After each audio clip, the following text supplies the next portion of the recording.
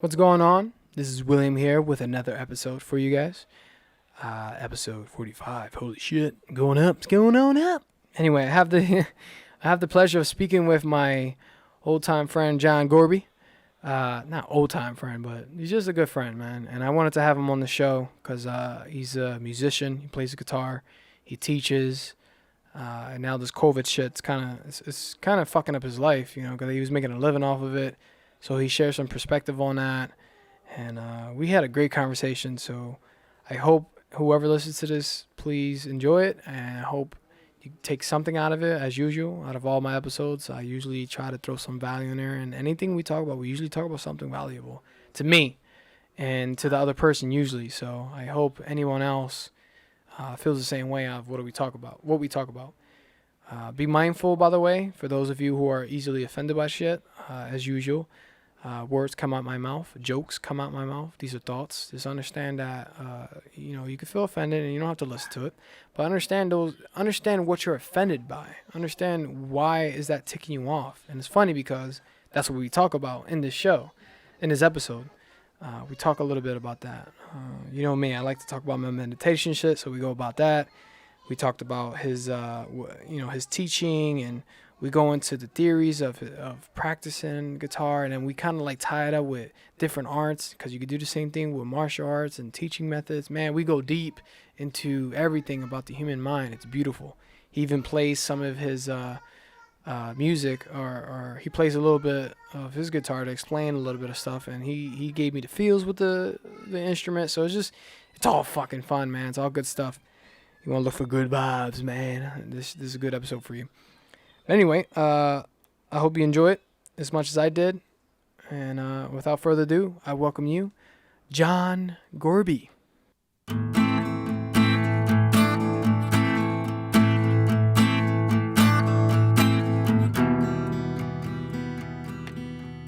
All right, so we have my friend John here, John Gorbe. Is that how you say your last name? Gorbe. Gorbe, okay, John Gorbe. My bad. I never actually asked you how to say your last name. I always thought Everyone it does was Gorbe that. because you think the Yeah, right. E is silent with certain things.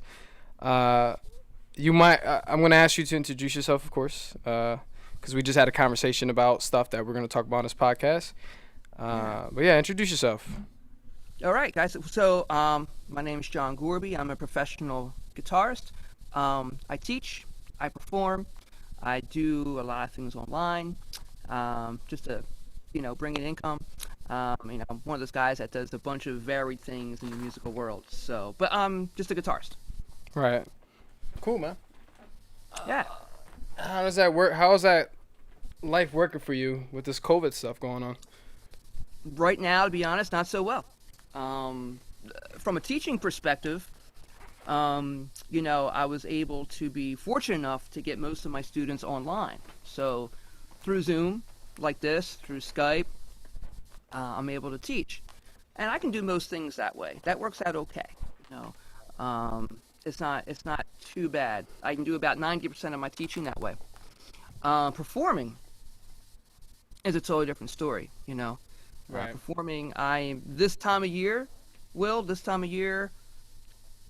my band plays 6 shows a week.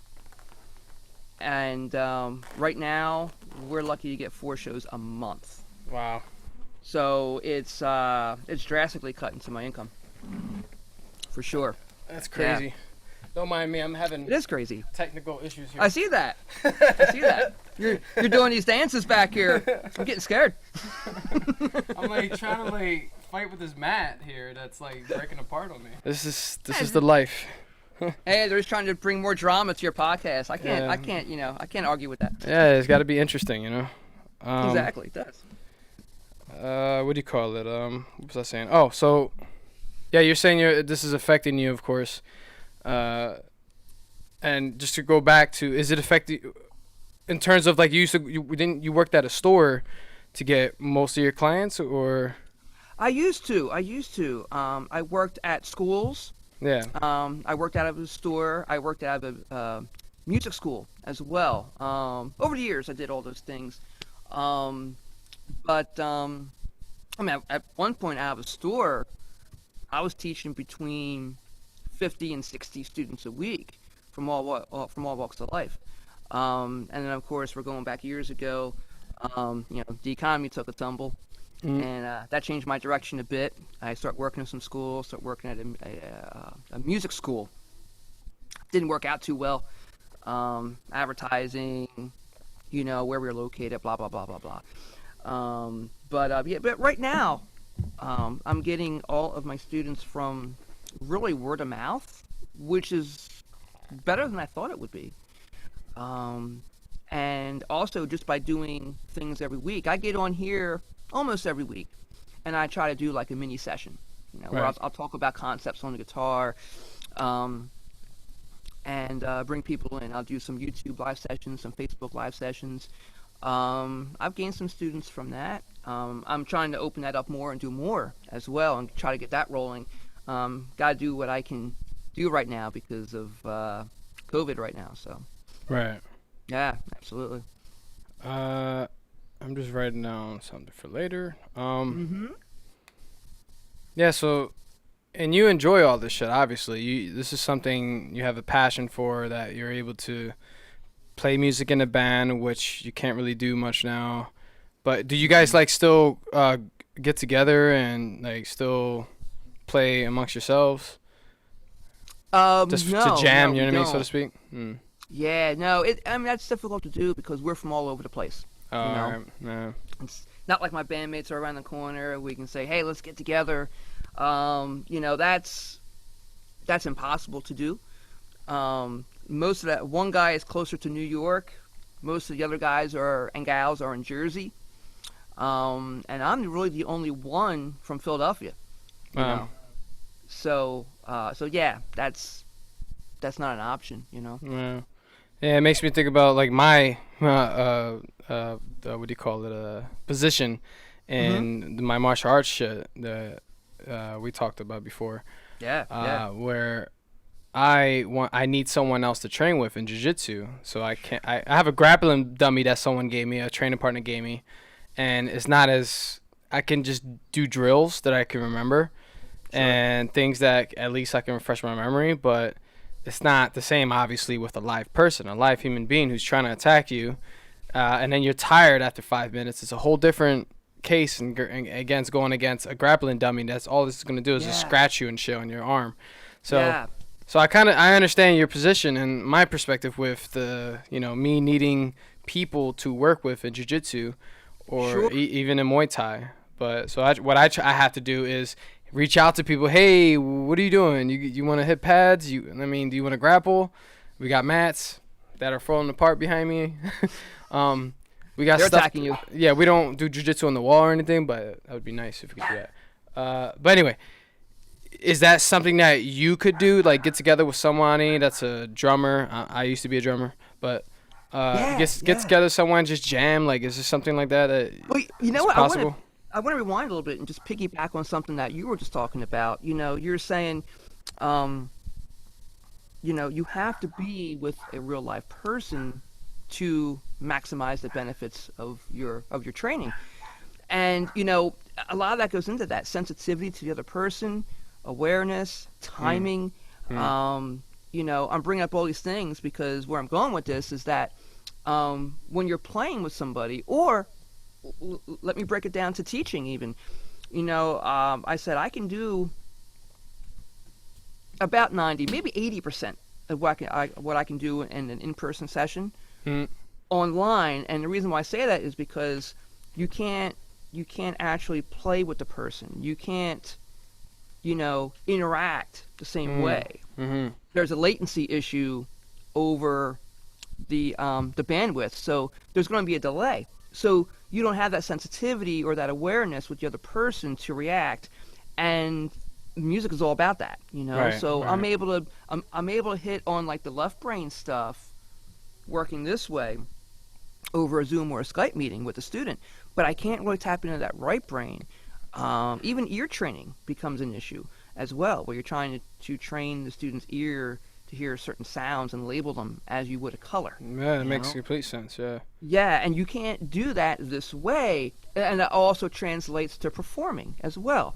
I would love to get together with somebody and perform. Right now, it's really tough to do. I mean, I might be able to get in touch with one person, maybe another player, another guitarist, or a bassist, and play. But to get into a room with a lot of people right now, obviously it's not happening, especially where I'm distanced. I'm distanced from the people who I would want to do that with. Right.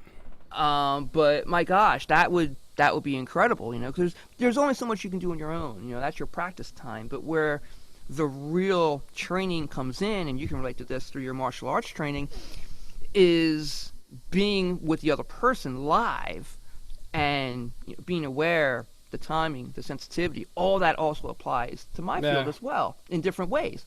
But the same exact verbiage applies. But man, that would be incredible if I could get together with somebody. That's what we miss right now. That's what we miss. Yeah, you know what it is it's just the human interaction, man.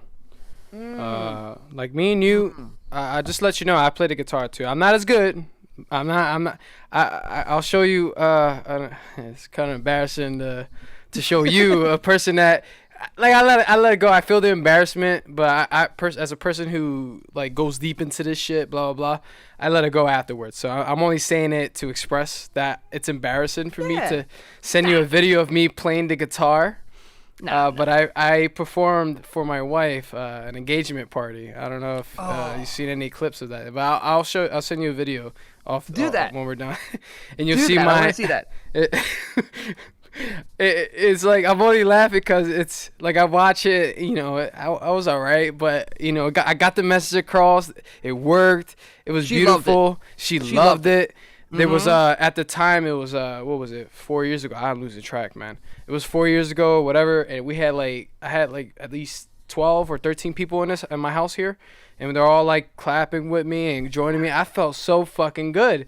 That's awesome. It's so different. So I understand you when you say that, the interaction with another person, of teaching them or playing with people, and teaching or playing in front of other people, right?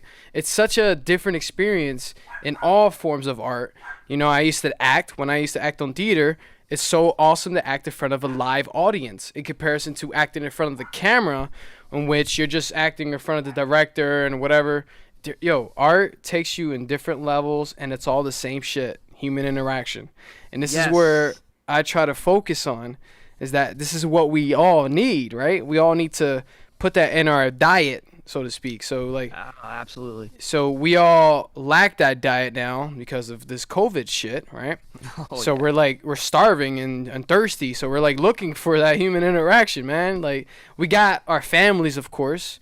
So that's what we try to do. Like, I got my daughter, and I got enough human interaction from my wife and my kids. But, we're like, there's something in me that's still like burning a desire to be around, the stuff that I enjoy. So it's like, I get it, man. Yeah. And I'll tell you too, that's the silver lining behind all this, is that I spent more time with my family, which was awesome. I mean, okay, so when we were all working, my wife works as well. She works full time. We didn't see each other too much with my schedule, I'm all over the place with my schedule. If I am home, I'm down here in my rec room and I'm teaching, but then I'm out and I might be gone, 2-3 days, I'm on the road performing, whatever. Come home, teach, and I'm back out again doing more shows. So, we would argue from time to time. I mean, I know it sounds strange, but we would argue a good bit, like when we did see each other. We wouldn't take that as a moment of, oh, wow, we're finally seeing each other. Let's chill. Let's watch a movie, whatever. Let's go out to have dinner or something. We would argue about stupid shit, COVID happened. As bad as you're smirking. As bad as COVID is, there's a silver lining because, okay, now schools were closed.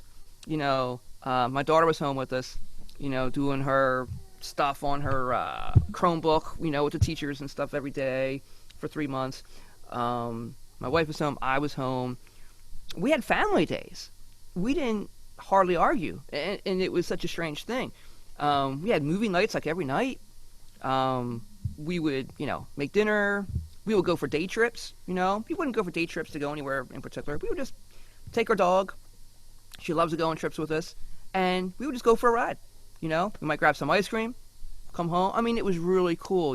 That was the silver lining. But yeah, the performing thing too. Like, not only is that getting back to the whole what you're talking about, starving for this.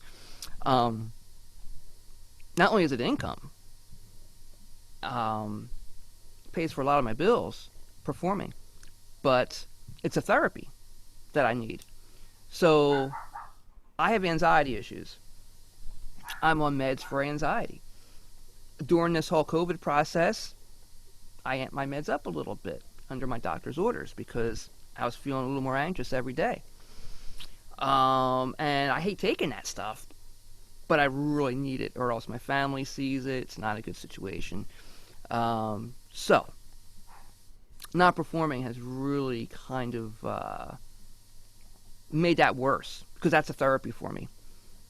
The best medicine there is, and you feed off of that. You come off of a performance, and you have the greatest high with no side effects other than feeling great, releases endorphins, serotonin levels. You feel incredible. You come off of that, you just want to do it again. There's some times where I did double headers. I would do one show, pack up, go to another show, boom, do it. I was exhausted at the end, but man, did I feel good. I slept well. It was great, mentally, emotionally.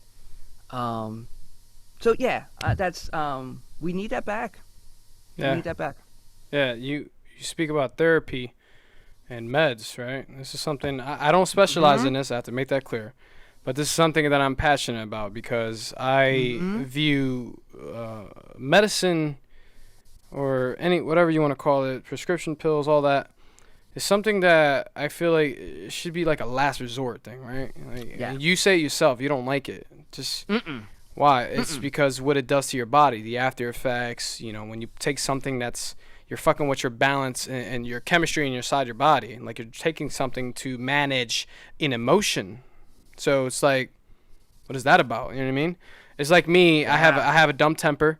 I got my own anxiety issues now. I've never had anxiety before until I don't know, maybe 2 years ago. I started to have my weird panic attacks where I freeze up in public spaces and shit, and I can't move, and I'm like, everything becomes like I can't explain it. Like what's that called? Tunnel vision. Where tunnel vision. Then I lose. Yeah, it just everything fucks with me. I'm like, what the fuck is going on? And then I feel like I can't breathe. Blah blah blah. The list goes on. Yes. But I didn't know. I never had anxiety until 2 years ago, and then I was like, huh. But it's a good thing for me personally. This is just my own personal experience that I've learned about meditation. I learned about all the shit that I learned about. So I became, because I wanted to be a therapist.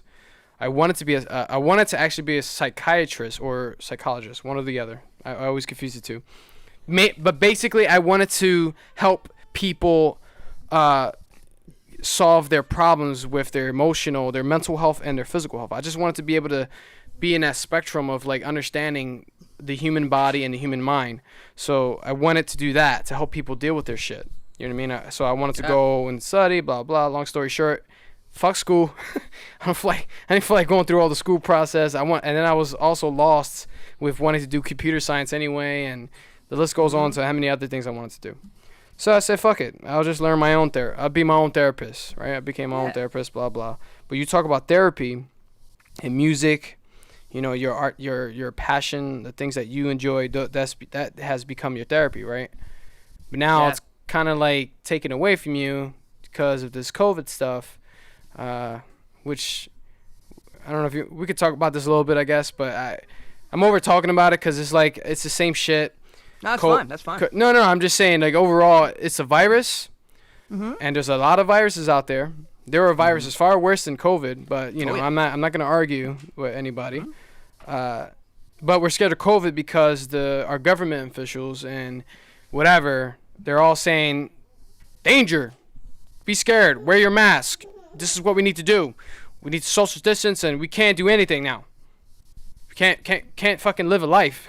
You can't live your life. Fuck your lives. For all you small business people out there, for all you people making money, doing your own shit, making a living, doing something you love, that's become your therapy. Fuck you. Stay in your house. Figure the shit out because we all need to protect each other. right? Meanwhile, I literally just read something that, you know, I don't dig into this shit that much, but this guy I follow, Kevin Ross, he's a Muay Thai fighter. He posted coronavirus disease 2019, and then whatever, at least 2 of the following symptoms: fever, blah blah. He's showing the symptoms of COVID-19, but then he talks about how can we have an unbiased chart for the spike in suicides, domestic violence, overdoses, mental health, depression, and every other awful thing these lockdowns have done and will do, and will do, so that we actually compare and make calculated decisions moving forward, as opposed to spreading fear and panic. So instead of, you know, this is why I try to preach too, man. It's like, be mindful of what information you receive, man. That we are, see, this is what I understand about the mind. I'm not a specialist in any way. It's going about personal experience. If you pay attention, you can do this yourself. When you pay attention to what your eyes see. Now, I'm going to go deeper into this. Your eyes goes a part of your consciousness. Consciousness is a thing that evaluates everything in terms of your senses, your emotions, everything, dude. Everything that you are as a human being, that defines a human being, is based upon consciousness. It starts there. You can't say that shit is an illusion. You can just test the shit out for yourself. When you close your eyes, what do you smell? You don't smell anything. You can't really identify that smell. Okay, what do you see? Oh shit, I see my living room. I see a light. You can identify things because your brain now, or whatever, is telling you what these things are, because you understand that this right here is a microphone, right? You understand it's a microphone, right? You see it, and you just put 2 and 2 together. Your brain puts all this shit together, blah, blah, blah. Long story short, what I'm trying to say is, when we gather information just loosely based on fear and panic, we look at that thing and say, fuck. You know what I mean? If we're not looking at the source of information that we're looking at, when it says, wear your mask, do this, social distance, people are dying, you're like, what the fuck? Oh shit. You're like, and then you're forced to do something, and then you're stuck in your house, and you're like, fuck, I gotta social distance. And then, like, your whole life before you is just because it's at pause now. Like, you're at a pause. You don't know what to do. Like, what the fuck? All right, well, I gotta figure something out. This is what we do as human beings. We figure shit out. We try to find solutions to our problems, and it's ongoing. We're never gonna stop finding solutions to our problems. We're always gonna be problems. But ultimately, at the end of the day, as long as we're mindful of that shit, of how easy it is, our brain consumes that shit. Like, we got to be mindful of that. That's basically what I'm trying to say. Is like, when you consume it, it's there, then that affects the way that you think. And the way you think, when you look at it, it turns into this whole fucking emotional roller coaster where you start to lose your shit. And this is what causes suicide rates to spike. You know, depression, anxiety, all that shit spikes the fuck up, because no one can figure out how to deal with their own shit. Because because we have been accustomed and comfortable with our living situations. You know what I mean? God forbid, if we were all struck by a nuke, I mean, most of us would be dead, but I say somewhere far down the line, somewhere far away, that the nuke, you know how many nukes there are around the world, right? I don't know the exact number, but you know that there's a shit ton of nukes, and at any given point in this day, we can all die by nukes. Someone can launch one, the other one launches one, and then that's it. It's the end of humanity, as speaks, whatever. But that's always on top of my mind, of one of the things that scares me. That's like, we could die by that. And then there's the other part where it's like, I don't have control over it, but when I drive, I can die from that too. When I drive, I can die from getting hit by a car. You know, I'm having my seatbelt on. My daughter can die by getting struck when she's in the back seat. She can get struck right there if I'm not careful and mindful. Boom, she's dead now. So I don't want to get too much of a rant, but because I'm going far into my shit that I talk about all the time. But that's fine. But what you're talking about too is it's a trust thing. Yeah. Every day you rely and trust on everyone around you. As a human being, to do their part. Like you just said, what if someone doesn't do their part, rams into you, kills your family? You're doing 60 miles an hour on the road. You're trusting everyone around you to Who's doing this? Who's doing this? Stay safe. Who's doing this? Yeah. Right. Who's doing this? I was that person, by the way, and I shame myself for that, and I move on, because now I don't do it anymore, because I've learned to be aware of that habit and be mindful and say, yo, fucktard, you have a daughter back there, you have kids, you have whatever, you have people, and then that person has a kid, that person has whatever. You're fucking people's lives over because it's more important. So I had to really learn to put that shit down. And matter of fact, me and you had an experience where I wasn't on my phone, but we had a close call in a truck accident. Remember? Remember when we were in 95, me and you working together? Yes! And then I was just talking to you. I say, oh, distracted drivers and blah, blah, blah. And then someone cut me the fuck off while there was like, the traffic was at a halt going up in that hill. Someone cut me off. And I said, I have a box truck. I whipped that shit. I had to look. I could have hit somebody on my left side. I could have. But I don't know. My instinct, whoop. There was no time to check. There was no time. I had to do something because I was going to fuck that person up because he was an idiot. And I was like, holy fuck. And then somehow we survived that. We didn't hit anybody. We didn't touch anything. No scratches, nothing. I think our hearts stopped for just a split second. And I didn't breathe. Yeah. Everything froze. Good driving on your part, by the way. Good alertness. Dude, it's based on instincts, but it's just crazy how that happened, and we were just talking about it. So it's funny how we're on and talking about it, and then I go back to that because I still cherish that memory. That's a memory to me that I cherish, because that is that could have been critical. That could have if one of us I don't know if we had our seatbelts on. I don't remember. I don't know if they had their seatbelts. Someone could have died. Oh yeah. Based on that. The one fucking, like you said, that one person making that one rash decision to fuck me up, that could have fucked everybody up. Absolutely. Man, but this is what we do every day, man. We trust each other to do our part, to do our own shit, and to take care and handle life, man. And this is what I've been trying to do on this shit is, hey, look, we're all fuck-ups. So we all need to get our shit together. Stop worrying about race. Stop worrying about fucking whatever gender you want to identify as. Please stop worrying about this and that and your religion and your cult that you're in and your group that you think that is better than any other group and whatever the fuck mentality you have. Stop it, please. Just what are you doing? Like, understand that America, when you put it on a landscape surface like a table, you put it right in front of you on a table and say, this is America, right? What's America? It's a country on diversity, right? It's United States. The United States. Supposed to be, right? Supposed to be of America. Yet we're all dividing ourselves more and more and more and more because of our group mentality, and we're falling for the shit that I just talked about, that I just brought up. We're falling for the shit that we see, articles that give us what? It gives a lot of people dopamine kicks and shit, and it gives them happiness. It gives them, yes, they support my group. Yes, see, I told you, the Eagles won. Whatever the fuck whatever wins. Yeah. We get all hype about shit. You know what I mean? Like, for me, it's like we got to pay attention to that, man, because that right there fucks us all up. And I'm sorry, I'm always going on this rant, man. I'm gonna stop myself, but you get my point. It's okay. You get my point. You bring up some great things.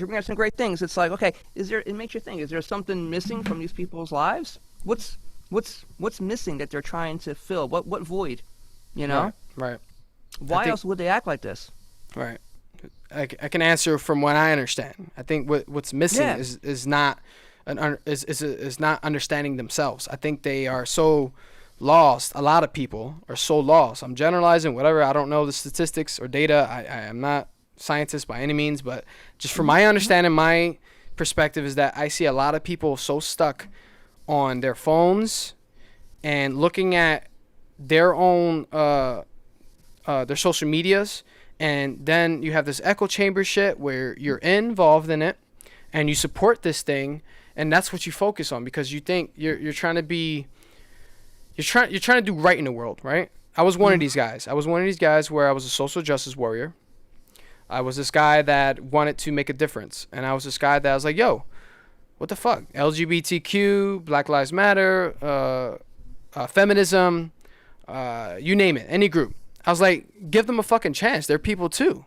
You know what I mean? And I was all about that. But then shit got weird because I was always on social media every goddamn day. And then the right and the left. I was a part of the left, right? The far left, whatever, wherever you want to put me in, I don't give a fuck. I was in a part of this position where I was fighting against that side because those people are evil. So now this is a war, because this is a war about fucking human rights, right? And then I just get involved in this shit, and then my whole life is surrounded by human rights and this is and that. Oh, I need to be careful what I say now because I don't want to offend somebody over there, because now I'm offending my own people. Fuck, I don't want to be offensive to the LGBT community or the Black Lives Matter community or the feminism community or whatever community that I support. Fuck, now everything I do that I live my life around. When I used to say nigga, I used to say nigga growing up. I can't say that anymore. I said it live now because context. We're going to talk about context. Right. I said it now, and I'm not saying, oh, you're a nigga. I didn't say that. I'm not saying shit like that. I'm saying that's the way I grew up, saying, yo, you my nigga. Yeah. We all niggas. Whatever. But because I'm Hispanic, you put me in this title because of my brown face now. Now we're brown people. Now Hispanics are brown people.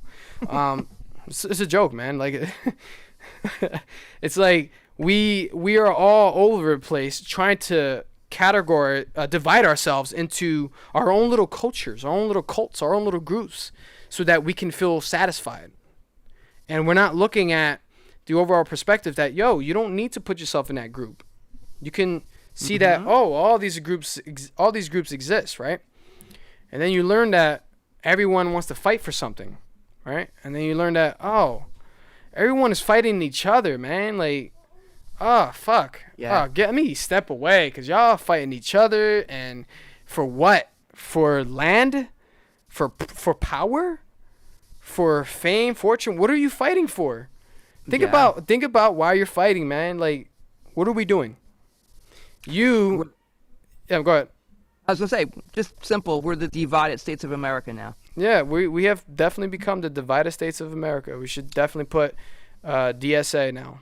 We know no USA, it's DSA. That's what it is. And every country is laughing at us right now. Yeah, of course. And every country is like, look at these fools. Yeah. And we're just chilling and doing, and we got our own issues, but we're trying to find problems and shit. We're trying to solve these problems. Solve them, yeah. Yeah. And look, I want to put this out there. More. Yeah, and there's racism all over the place and around the world too. There's prejudices, and there's people killing gay people, like in I don't know, Iran or whatever. I don't know where they're killing gay people. There's everyone killing somebody out there. There's human sex trafficking now. Not now, but that's something that's like coming to the spotlight now all of a sudden. But that's always been there. Oh yeah, dude. Overall, this is what I always say: is that humans gonna human, right? It's a slogan I found someone else that said and then I was like, you know what, that makes sense. No matter what we do, humans gonna human. Me and my wife, she's into forensics, she's into serial killer stuff, and it's funny how a lot of women are like that. But my wife is into that, and I'm into serial killer stuff. I'm into serial killer shit as well for some reason.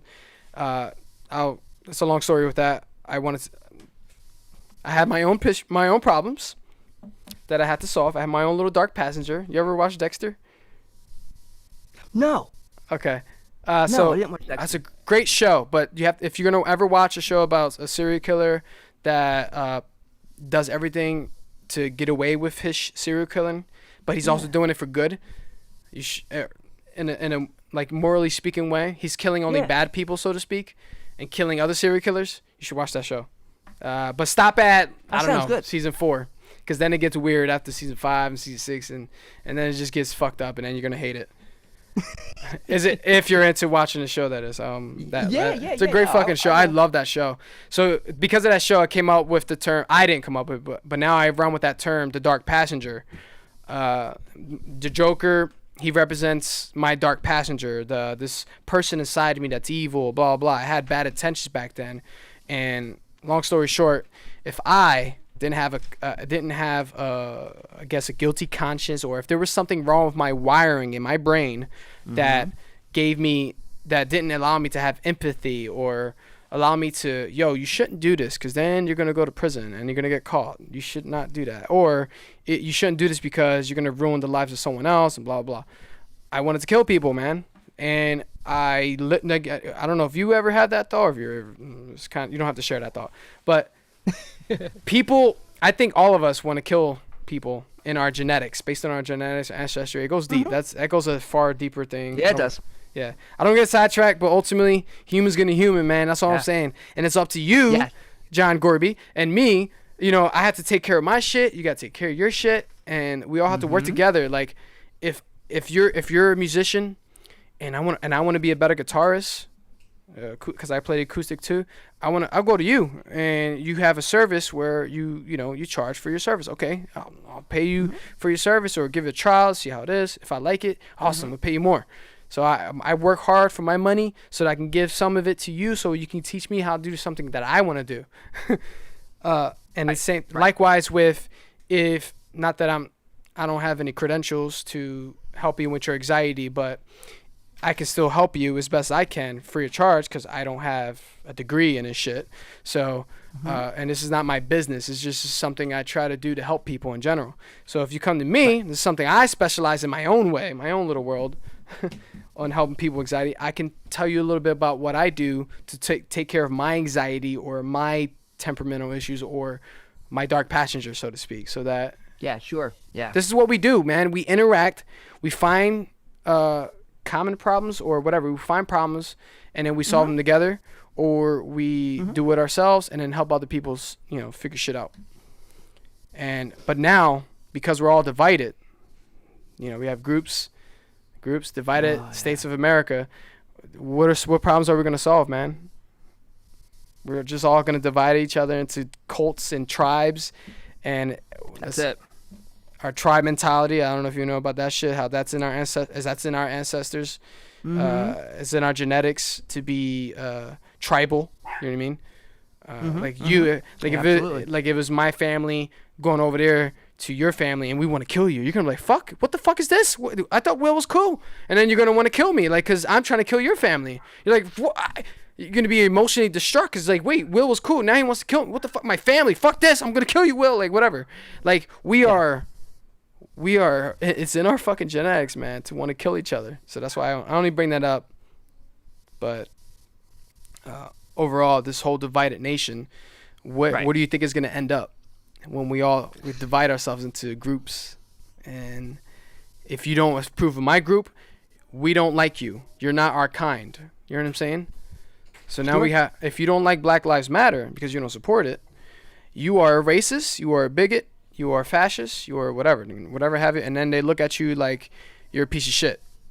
Man, they don't even look the depths of John Gorbe would teach anybody. He's not gonna go against some black dude who came from the hood, who's genuinely interested in guitar and is gonna pay John Gorbe for his services. Let's say, I'm not saying you are, but let's say that all right, let's talk about somebody else. Let's say that Jim Bravo, let's say he was racist, right? He doesn't want to teach this black guy because he's racist. Jim Bravo's racist. Fuck him. All right, whatever. If he wants to hate a specific race because he thinks his white race is superior than whatever the black guy's race, then fuck him. Go to John Gorbe. John Gorbe doesn't give a fuck. He's white. Or are you? Wait, I'm assuming you're white. Yep. Just based on your I am. What is it called? Caucasian? No. Yeah, Caucasian. But I meant based on your features. Oh, my complexion. Yeah, your complexion, your features, your body. Like, people will assume that you're Caucasian, right? People would assume that I'm Hispanic because I look whatever, the way I look. And that's why I don't wear shorts, Will. Because I wear shorts, oh my gosh, I'll blind your ass if you saw my legs. I'm so white. So there's this thing where with what you're Caucasian, right? I'm Hispanic. Get the image out of your mind right now, Will. What? You said my what? white legs. My white legs. Get the image out of your mind right now. Oh, I'm sorry. I'm just trying to It'll scar you. It'll scar you for life. I'm sorry, man. I'm just trying to fight against white supremacy, man. And white privilege, and I gotta make sure that I hold you accountable for yourself because you were born this way, sir. That's right. I need to make sure that you understand your privilege. All right? Even though I have privilege myself, but that's beside the point. Always. Jokes aside, though, like, we have our own features, right? Asians, blacks, everyone has their own features. And sure, whatever. Who gives a fuck though? What does that do if the contents of the character, this is Martin Luther King's quote, is not based, I forget what the exact quote, but I don't know if you remember what I'm talking about, but he basically said he has a dream that, you know, they will be defined by the contents of the character, not the color of skin. Yes. It's like, oh my God, why can't everyone have that mentality, please? It makes so much sense, right? Yeah, it's like, go with the contents of the character. If he's a douchebag, then he's a douchebag. Regardless of color. If he's killing people, then he's a killer. He's killing people. Doesn't matter what color of his skin.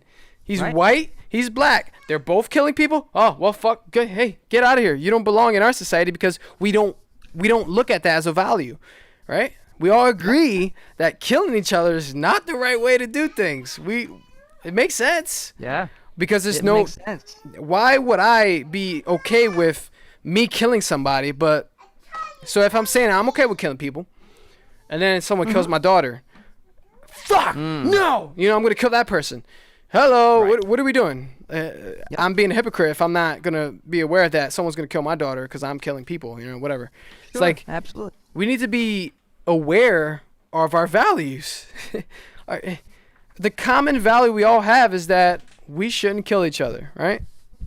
The common value is that we should all be respectful to our own personal lives. Like we should, like in terms of you live your life, John, I live my life. Just we just live and let live. Now, I don't want to say live and let live. I don't want to say that because then it means let the killers kill. But you get my point. Get your point, absolutely. Yeah, it's like that goes back to the Ten Commandments, right? Know? Right. I mean, not to associate that with any religion, but those are great values. Great values. Thank you. Yeah, right. You follow them. You follow them, and chances are you're going to be a good person, right? Based on your actions, based on your character, not where you grew up, not your nationality, but your actions, your character, what you truly do as a human being. That's what you should base someone on. Right, and that's exactly, man, and that's what I want. I would love that for people to see that, right? And I would also love to see. I would love to see a world where we can all learn how to self-reflect. Now, self-reflection, self-awareness, whatever all these different words you can say, self-help, just whatever.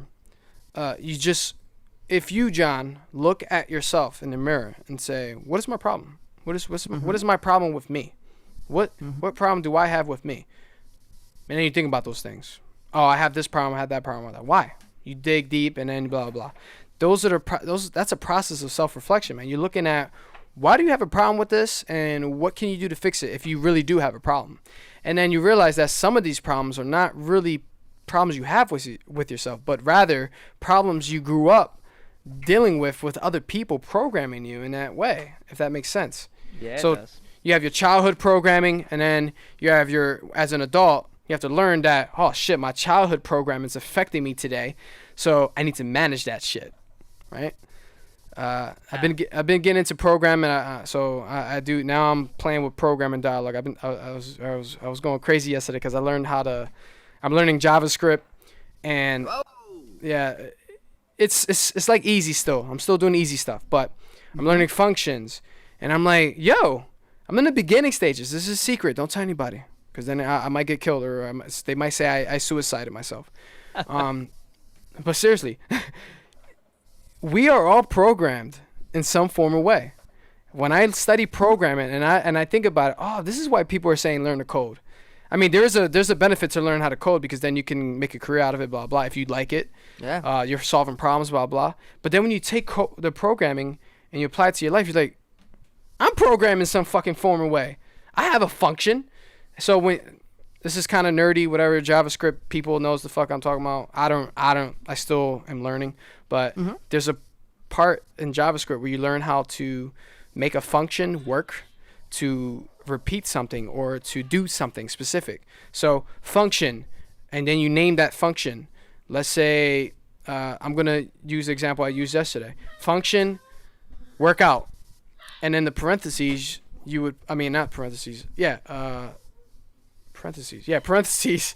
You would put a number or whatever, so that it calculates how many times you're gonna do that thing. Blah blah blah. It's like a process of like different words that you put together, so that you're telling the computer to do the specific thing.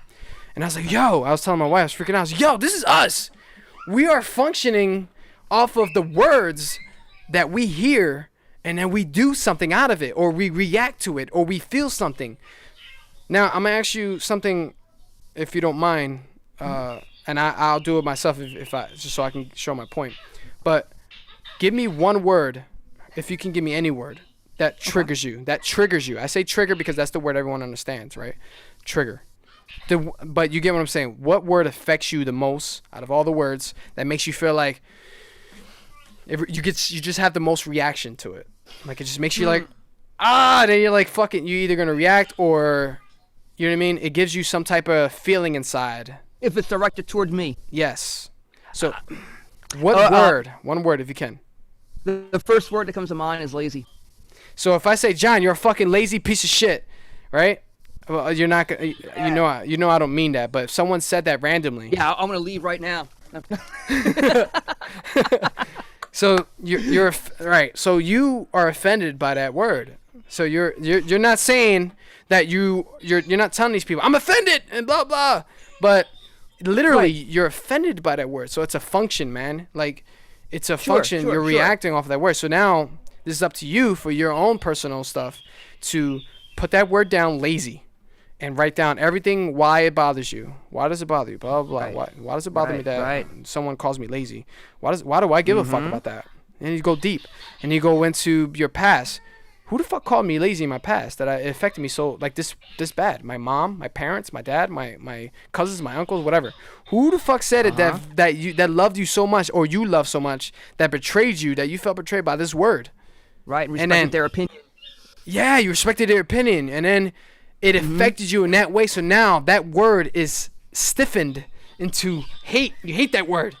So anytime you hear someone call you lazy, you're like, mother, like you just react, right? Yeah.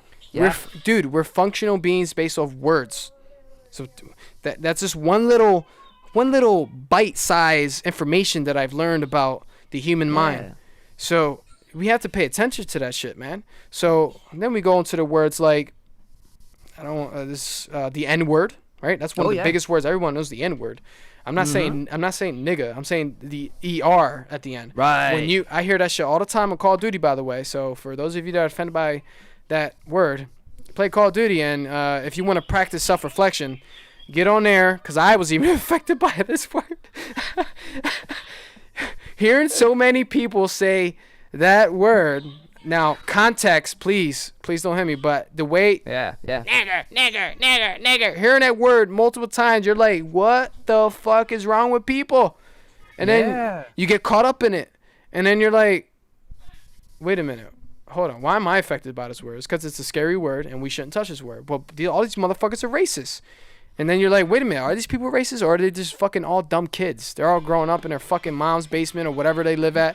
They're all probably emotionally distraught. They're all going through COVID themselves. And now they're all just fucking saying the N-word all over the place because they feel free to say it, because they would never say that to a person's face and call them the N-word.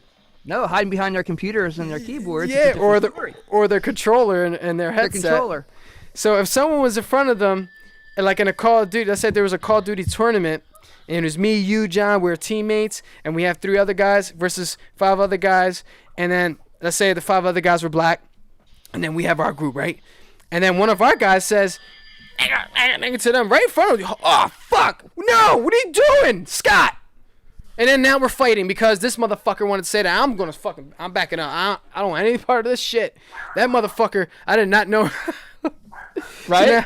So now we're like embarrassed, and now we're like, dude, right? Yeah, we did not talk about this. Yeah. Right. What do you? Anyway, so my point to all of this is that we're gonna do all these. Me and my wife, right? Me and my wife say a lot of nasty shit behind closed doors. Everyone does. Everyone has this nasty conversation, shit that no one can hear, because then people would be offended. People would be hurt. And I'm sure you do this. I'm sure everyone does this, man. Everyone is guilty of this. We are all fucked up human beings, right? We all have fucked up humor. We all have fucked up ways of thinking, and then Oh yeah. we don't do shit in front of other people, most of us anyway, because we have empathy, because we don't want to hurt someone else, and then there's limitations to the things that you would say. You didn't mean to hurt anybody, but someone's offended by that word, John. How dare you? How dare you say rice? How dare you say rice? Because now that offended me, because that's my culture, and you're culture appropriating, John. Do you cook rice in your house, John? Absolutely. Do you cook? Do you cook with Goya rice, John? Would it matter? It does, because Trump supports Goya, and Goya supports Trump, and now I'm offended because you cook with Goya rice, John. How dare you, John? Trump had Goya lined up all across his desk. I saw. Now we need to be offended because our president. That's not my president. That's not your president. But our president, that president, number 45, whatever you want to call him, whatever, I don't fucking care. He offends me. Yeah. So now think of that's, you get my point though, man. Oh, absolutely. We're functional beings and we react off of shit. So I literally just posted something on that because someone is making a joke out of it. It's a thing I found. It's called beetle crap or some shit. I don't know if you have Instagram, but yeah, I do.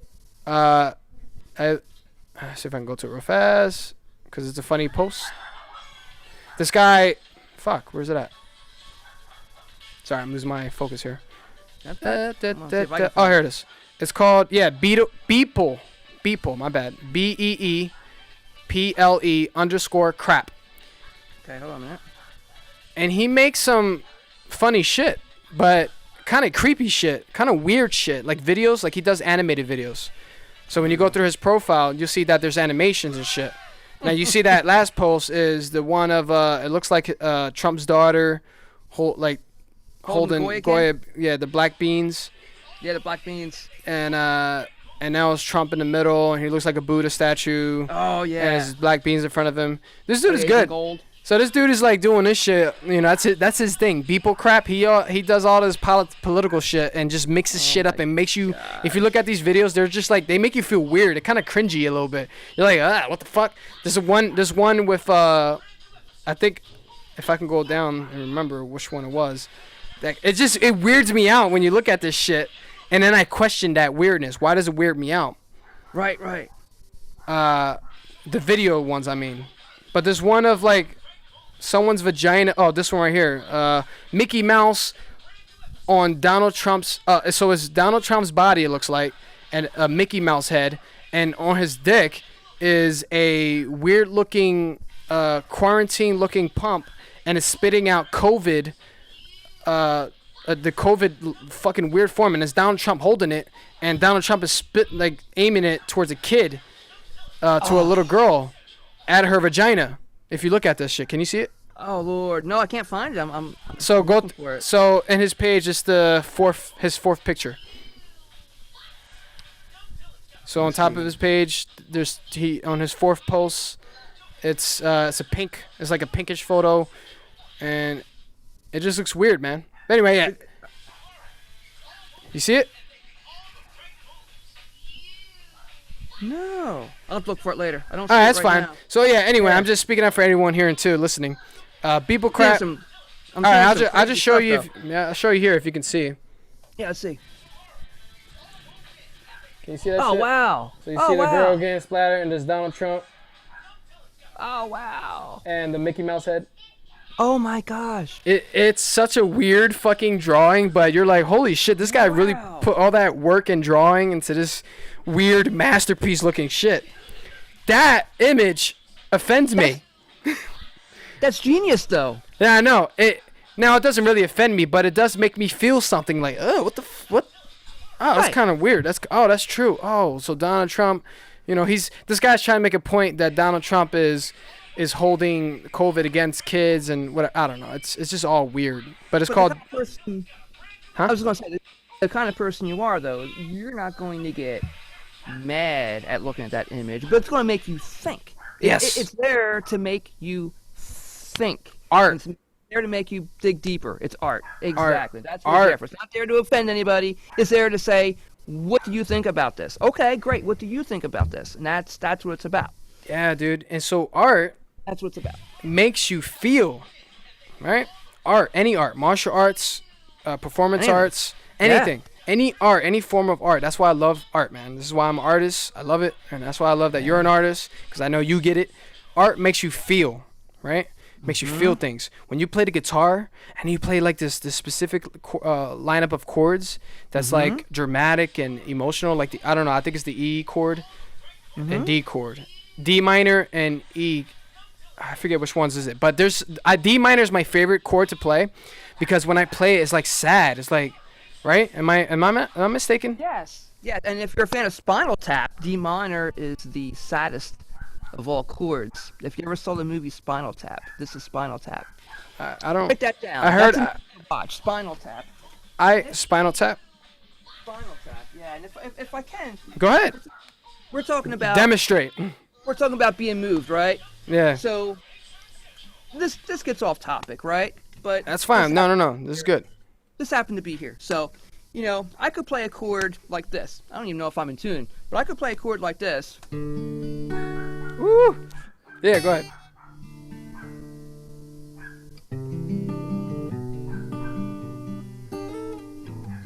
I could play this.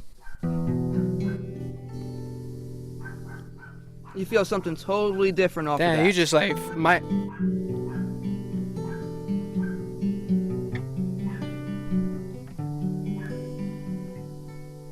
Fuck, man. Yeah, that's good.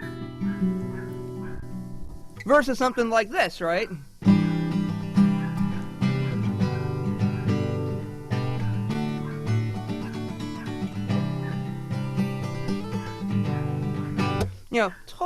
Totally different.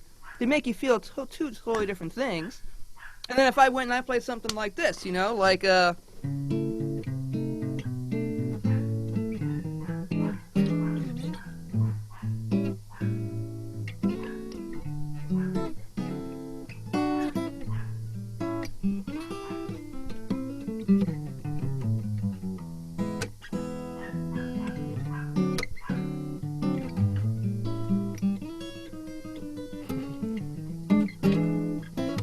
right? That's amazing. 3 totally different feels. That makes you feel totally different. And it happens in an instant. It happens like that. Dude, you know? yes. Like And that right there, dog. Transports you. Thank you for doing that. You perfectly You're welcome. demonstrated Thanks everything. for allowing me. No, it's good, man. That's good. You're the first Right? person to play music on this podcast, and I love it. Beautiful. It's that shit right there. Any instrument that moves you like that, I can tell you my each is. If I was able to, I should have done it, but I wanted people to focus on listening rather than my voice. But me and you can collaborate now, right? And I could just like sing if I wanted to, right? If I was a good singer, I would sing, and then you would. Holy shit, this turns it. So if you doing it alone becomes one thing, right? And then it moves you, and it moves the individual into this space. So what it did for me was move me into different elements of pictures in my mind, visuals. I could see things as you're playing that. So, like when you started playing that, ding ding ding, whatever, it sounded like you were doing like a stroll, like an adventure type, like you're just strolling into this thing, and now it's a montage or something. So you could play that over a movie, whatever. This person is going through this process of like doing shit, whatever. The sad one, it just immediately rain and lightning, and just I'm sad as fuck. I literally felt sad in that moment. I don't know if anyone can see that, but I felt like crying. Because those chords and the way you played it was just like fuck. It felt you brought something out that each emotion just. Oh look, it's like what's that called? When you play music, you put the coin in, and then you choose the song you like. It's like a jukebox, like jukebox. Thank you. Right? So our emotions are like a jukebox. So you selected that specific range of chords or whatever this is a jukebox, and then boom, my jukebox turns into that emotion. You brought up my sad emotion. The other one came happy one, so it's like, and then the other one is like adventurous or whatever. So that's what you're doing with your music, man. And art in general, that's what art does. It turns us into our emotions, and I think as a person who understands this shit for myself it gets you to experience things and understand them, man. Like it's meant for you to understand them. so that Yeah. you can learn from them and take it with you and then go with it. Everyone wallows in their emotion, and then now we have this victim mentality shit where I'm depressed, I need attention, please send me memes, please send me this. I'm not trying to make fun of people, but this is the shit that I see, man. I see people doing that, and I'm like, no, stop it, no, stop. I used to do this myself when I used to. If you look at my old Instagram, I keep all my old shit because I want you to see my progress. I want you to go all the way down to when I didn't have wife and kids. I didn't have the life I have now. Dude, I was stuck in my mom's basement, and I was stuck without sunlight. I wasn't clinically depressed or diagnosed with depression, but I was pretty fucking depressed, man. I was like looking for anything to make my ass laugh. I was doing anything for attention because I wanted attention, because I was like, I'm not, no one likes me. I don't even know who I am. I don't like myself. I just want to make people laugh. I wanted to be a comedian. So I was like, that's going to be my therapy, I think. So then I was like, I need to do stand-up though. And I was scared to do stand-up, and I never did it. I never done it. And I'm still scared to do it. But now, I mean, I want to do it now. Long story short. Anyway, I was going through my own shit, my own baggage. I became a victim, man. And then I see the victim mentality running around. Now I want to be that victim. Look, man, I'm depressed, man. And I was putting all my shit out there, saying I need some attention, whatever. So ultimately, I was crying for help, right? I had thoughts of suicide. I was fighting, man. I was doing everything, and I was telling some people about it. And part of it was because of my ex-fiance breaking up with me. And I felt lost because I was always dependent on loving someone to find happiness. So, like you need music, right? You need music to feel good and passionate, blah, blah. I needed to be in a relationship. I needed to have a girl. If I didn't have a girlfriend, I was like struggling to find peace within myself. So I would go after the other thing, the art. All right, well, I need to do something artistic and stop procrastinating. All right, I love being funny, so let me do that. That's been my whole life. But guess what? You're not always funny, William. Your jokes are not really funny to these people. So now you're depressed again. Fuck, but I'm funny to myself. So it's like, you just get lost, man, and then you fight yourself. And then when you don't understand these emotions, you are in this cycle of like this. All your emotions are like go back to the jukebox thing. Your jukebox is now on autopilot doing its own thing, just picking its own emotion, and now it's like playing over and over and over and over again. And now you're driving yourself fucking nuts, man, because you don't know how to fucking change the damn song. And you have no control over it. Yeah. Right? Yeah. That's scary. Yeah. So it's like it's a metaphor for you not understanding yourself, and when you don't understand yourself, you don't have any control over it, right? And then just shit happens. So this is what I try to do, man. Try to get people to understand this shit.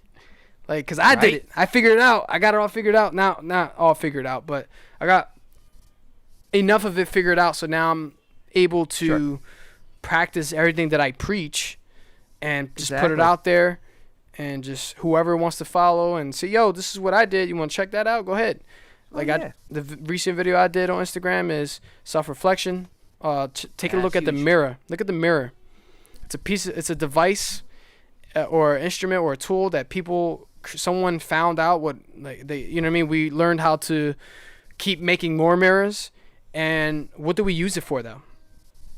To floss, I gotta make sure my beard, I gotta make sure my eyeliner is good, I gotta make sure my makeup is perfect, I gotta make sure this and that. Vanity. I gotta I gotta have my appearance and then you question that. Why the fuck do you care about your appearance? Because you gotta look presentable. Question those things, man. That's all I'm saying. Is like question each and everything that you do, and then you understand. Okay.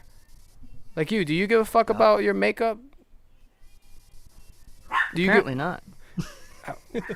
Okay, why? Why don't you give a fuck about your makeup? Right? So I'm a guy. I don't need makeup.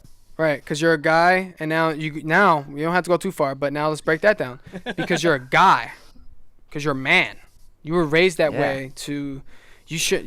Were you raised to not put makeup on because you're a man?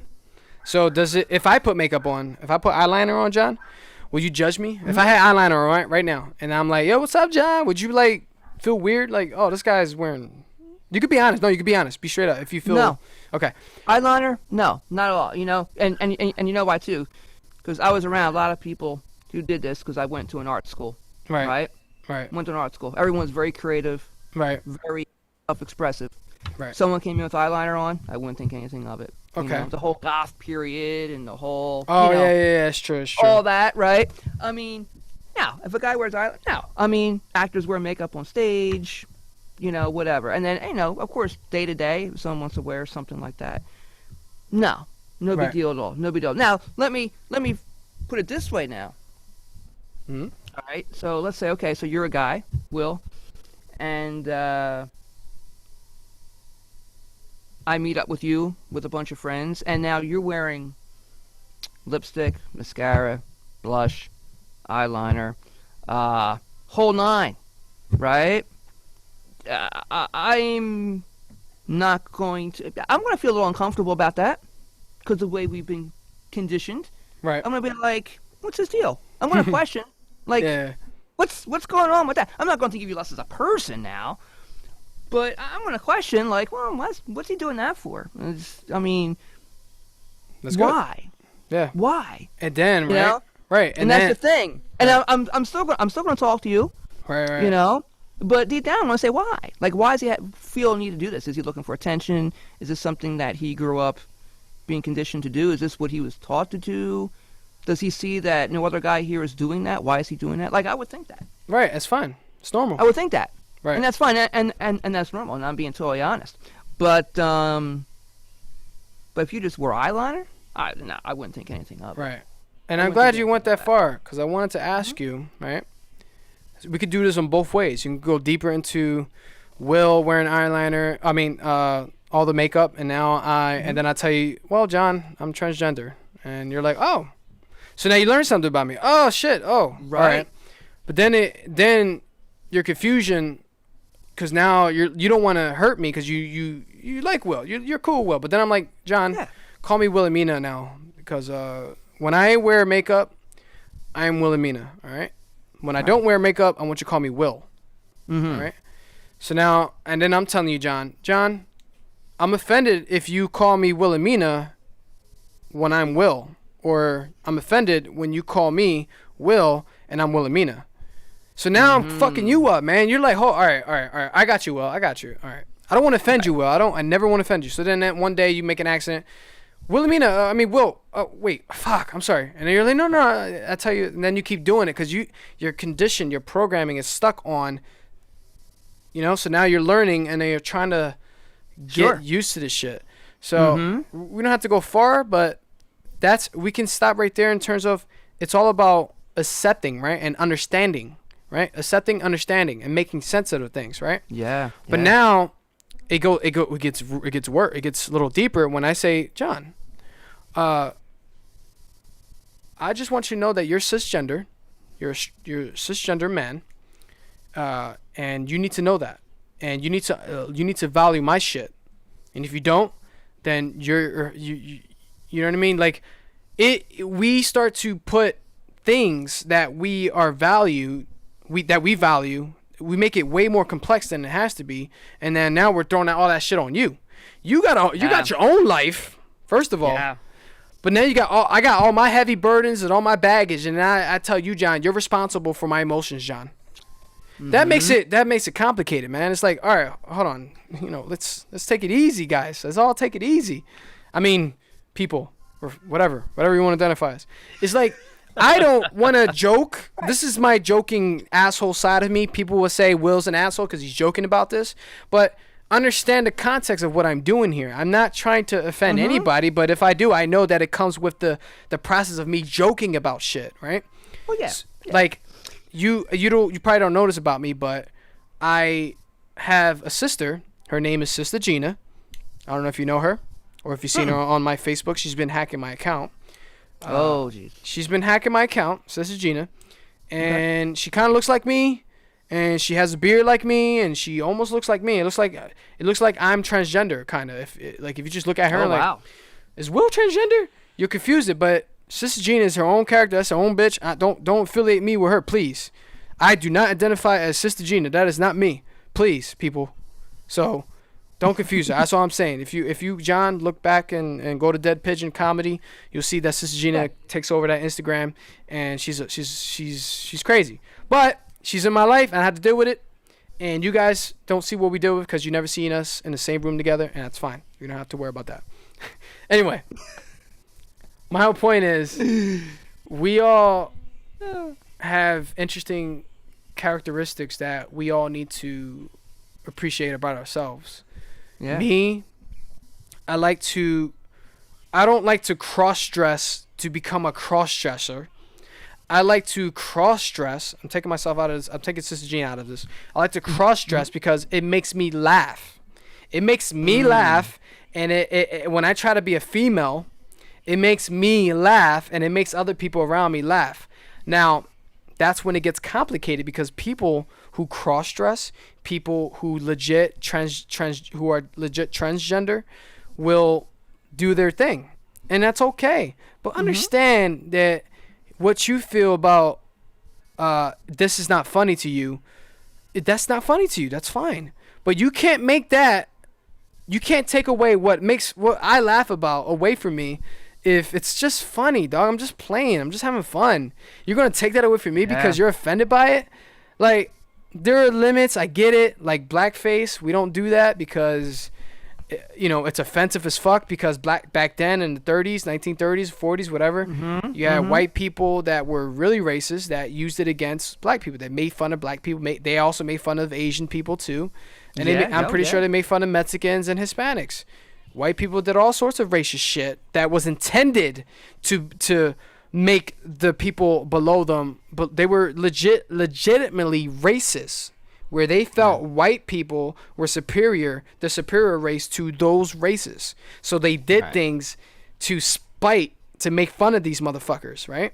That is where we draw the line and say, okay, you see the context is that they were racist.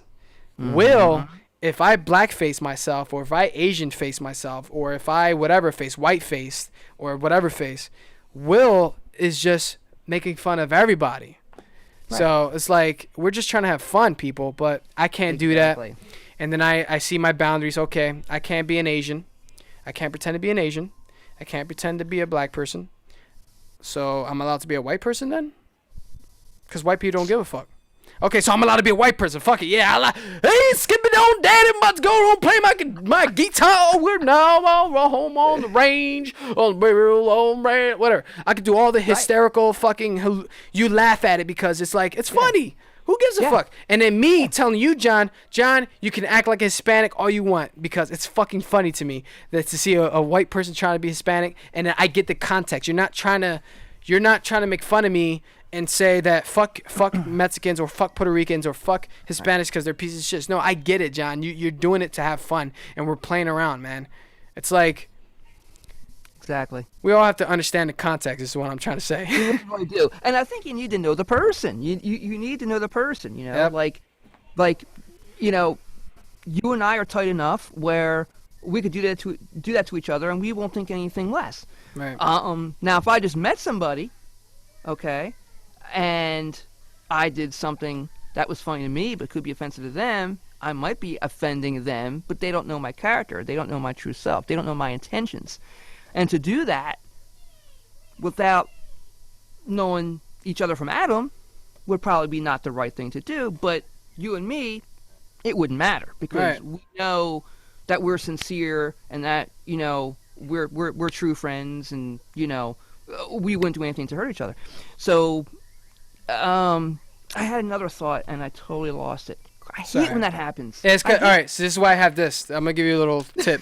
I write shit down the moment you talk and you say something that catches my thought. And I'm like, oh, I got to write that thought down because I'll forget too. Boom, write down. Yes. Yeah, so I'm just, and for future reference, if you ever want to podcast yourself and all that, get a notebook and write that shit down while someone's talking. And then you at least you have it there. Exactly. But that whole idea though is just could you imagine the roastings that went on with the celebrities back in the 50s, 60s, 70s, 80s. I mean, could you imagine, you know, you're looking at guys, or even up until recent, the stuff that Robin Williams did, Yeah. you know? The Don Rickles back in the, what was that, the 70s and the 80s? Right. The stuff that he did. Oh my gosh. There would be protests, there would be hate groups, there would be all kinds of stuff, but it was different. You could do that, and you can make fun of people, and didn't matter what their race was, and it was funny as hell, and everyone laughed. Millions of people around the world watching the broadcast laughed. People in the room, all the celebs laughed. Even if they didn't think it was funny, they laughed anyway and was like, ha ha ha, you're just making a joke. It's Right. cool. You know, nowadays you try to say one little thing and, you know, it's, you know, die, you know? Yeah, whatever. dude. Yeah, It's crazy. Like, how dare It's you? crazy. How dare you, John? Now you should die because we don't like you. You don't belong here. Like, hold on. What are we doing? What? We need comedy, people. We need to laugh. And I joke now. I fuck around with my friends who probably don't like me, and it's like I can't really do much about it. It's like, if you don't like me, I'm sorry. Whatever. I got comfortable with my own skin now, or the self. We don't have to get that conversation, but there's a part of me that I understand that there's different parts of me. Oh shit.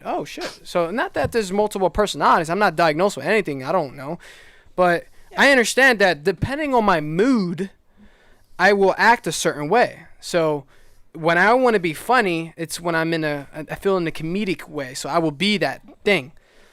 But don't look at it as, oh, Will's a piece of shit. Now, Will's not a piece of shit. If I was a piece of shit, I wouldn't be a good father. I wouldn't be a good husband. I wouldn't be a good friend. I wouldn't treat you any good, John, or I wouldn't treat, I don't want to say my black friends, but any of my other cultured friends, I would treat them differently too. I would treat them like shit. But no, I don't do it. If everyone who knows me personally, who meets me in person and who hangs out with me, which I don't really hang out with a lot of people, but besides the point, if you hang out with me, you see that I'm a chill guy. I'm a loving person. I want everyone to be happy, dog. I want everyone to be chill. I always, now this is my new, I don't know if you, so this is, in meditation, there's deeper people that are spiritual, and I'm not all about that bullshit. I don't care about that. But there's people that use mantras. It's called mantras. And a mantra is basically, I don't know if you know this, but mantra is basically a repeated word. So one mantra I love saying is, may you be happy, may you be free. It's a new one that I found from Sam Harris. It's a really good app, by the way. I recommend, John. Really? I recommend this app to a lot of people, but it's a meditation app, and you can learn how to meditate and learn about your anxiety issues, and it's a lot to explore with your mind with Sam Harris. It called? Waking Up. There's a trial. Long story short, if you can't afford it after the trial, he offers a free 1-year deal that you can do. You got to hit him up on email and ask for that free year service, and then after that you can pay. It's well worth paying. I'm taking advantage of the free year service because I'm still learning all about it, and I'm like, because I'm like doing it for myself, where I'm giving him free advertisement, so to speak. Where it's like, Right. I don't pay for it, so you know what? I might as well talk about it. Fuck it. To help him. So I don't pay for it, but let me at least put it out there. Exactly. I'm downloading it right now. Yeah, good, man. Now, this is what I do. So the way you play your instrument, and if you recommended me a guitar app, I would download that guitar app, and I'm like, John, what else can I learn from? Blah blah. I am that person for you. This is not a business or anything, but I can help you, John, go along with this process when you're meditating, because what you're going to experience is what everyone usually experiences, which is thoughts themselves will overwhelm you, and your experience of meditation would feel like a workout. So what it is that it is a workout, but it's a mental workout. Just to give you those little tidbits to understand the meditation practice, because it's not. Don't look at these people that are like, woosai and everything's spiritual. Like, all those people, go ahead, you do you, have fun. But me, I'm gonna just go with cold hard facts about the thing here that you can experience, John, is that you're going to experience this hard to deal with process of meditating at first, but the more time you put into it, John, the more you learn that, oh, okay, I got to do is 5 minutes one day, and then, oh, I realized that this is hard to do because now I don't have time. Oh, I do have time, but I need to put the time into this. When can I find the time to meditate? Just 5 minutes, John. Just 5 minutes. 5 minutes. Try to do it once every week, and then build up a habit. It's called a habit, John. When you do this habit, you know this from playing the guitar. I'm saying John a lot because I'm making fun of it, but That's cool. The way you learn how to play the guitar is the way you have to learn how to meditate, basically. Repetition. And the more you do it, the more you'll get it, the more it'll click, the more your fingers get calluses and all that because you're playing more, and the more, oh shit, it's not as hard as when I first started playing. When I first started playing the guitar, for 3 months, I was so fucking frustrated. Yeah? I could, like, the fingers is like, I can't fucking do this chord. Fuck. Yep. It's the same way that when you meditate, you're like, I can't fucking stop thinking. I can't focus. And Turn the brain off. Turn it yeah, off. later on, Yeah. the way you learn how to play the guitar, you're, oh, I get it now. It's the way that you learn that your mind, you can't turn it off. You can't turn off your mind. What you can do is rather accept that it doesn't turn off, and accept that all these things that appear is just thoughts. Everything that appears, visualizations, emotional feelings that you get, the feelings inside, it's all emotions, man. So then you understand, oh, this is consciousness at its work. He teaches you all that about consciousness. And Yeah. Oh, that's cool. yeah, so Very cool. I'm just telling you all that so that you can keep that in mind when you learn. It's gonna be difficult. It's just like the guitar all over again. I bet. Oh yeah. Anyway. Oh, yeah. That's good though. That's good though. All that right there, that meditation shit, man. It's like, it's one. I don't want to say it's the cure to all, but Right. it's something that we should pay attention to, man. And in terms of our mental health and how we process things, for me, my personal belief is that it's way better than medication. Right. Smoking weed, better than taking medication, right?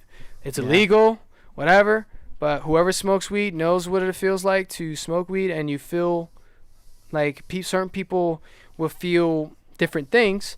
You know, everyone has their own beliefs about it, but from personal experience, allegedly, you feel a boost of your emotions, a boost of your senses, so to speak, and it teaches you more about that thing. So when you meditate and smoke weed, you learn way more. Holy shit. And then there's studies on psilocybin mushrooms that take you more in depth into the deeper mind and blah, blah. Dude, I can talk about this for ages. I don't want to bore you, but No, it's cool stuff though. It's cool yeah, stuff. all that. I was gonna say I don't know too much about it, but it's pretty wild stuff. And you know what's really cool about it too is it's more natural. You know, when you take meds, your body doesn't want that. Your body doesn't want it. It's foreign, and it's going to have some type of rebound. Right. That you don't know what that is. It's different for everyone. But when you do something like what you're talking about, it's more natural.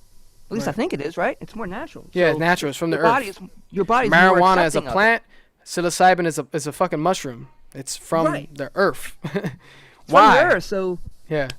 yeah, I mean it's almost a part of you. I mean it's organic, you know, whereas meds aren't. So yeah, it's very interesting. Actually. Yeah, and it's funny because meds are created with herbs and all that, and they mix up, but they put stuff in it, chemicals and Yes. all that fucks with your body, man. Like, everything fucks with our body in different ways. Like, psilocybin is not recommended for everybody, of course. There's so much that I've learned about it that I want to experience myself. I want to experience it whenever it's safe for me to do it, so to speak. Because you have to be in the right state of mind, they say. You have to be, your mind has to be positive, right?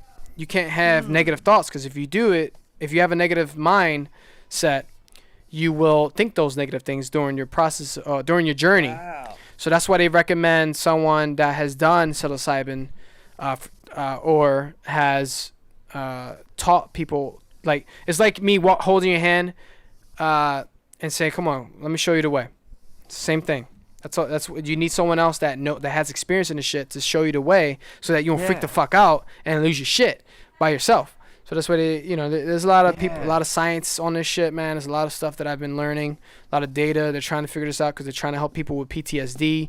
They're trying to help people with suicidal issues. They're trying to, because it's a lot, but what it does, psilocybin, it gets rid of the ego.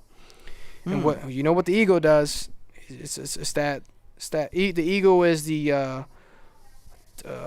self perception thing. So the ego is what you look at yourself as. So you think you're the shit, John, because you play the guitar, right? Yeah. So you play the guitar, and sometimes your ego will be like, yeah, I'm the shit. I can play the guitar.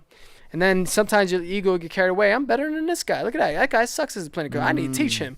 And then, you know what I mean? Your ego is whatever. So anyway, psilocybin cuts all that out, and then allows you to experience the human mind. Supposedly, that's what it does. And that, by a lot of people, thousands of people, just talk about how it gives you this experience that you should feel. And then other people say, chill. Let's not recommend this to everybody, because then there's consequences that you can lose the self. You can lose your personality, so to speak, and forget who you are or whatever. There's a lot of implications that they're still doing studies on to make it valuable for everybody. Wow. Yeah, man. And now that's something I'm going to look up. Because it's interesting, man. It's good shit. You're doing this podcast to raise awareness, and that's going to teach me something. I'm going to look that up. Yeah, man. Because that is fascinating. Yeah. It's really fascinating. All this information is out here, man, for us to dig into, like podcasts, in podcast form, actually. People are talking about this in podcast form. And I hear it all the time from Joe Rogan's podcast. Different people talk about it. Sam Harris talked about it. Now he has his app. There's actually there's two conversations in this app that I'll show you, that since you're interested in it, that talk about psilocybin. And this exact stuff that I repeated is stuff that you're going to hear more in depth about. There's smarter people that are focused on that, experts that they do this for a living. So if you're interested, I'll show you those conversations. They're interesting conversations. Yeah, please do. Yeah, that's intense, And go ahead. I'm sorry. Go ahead.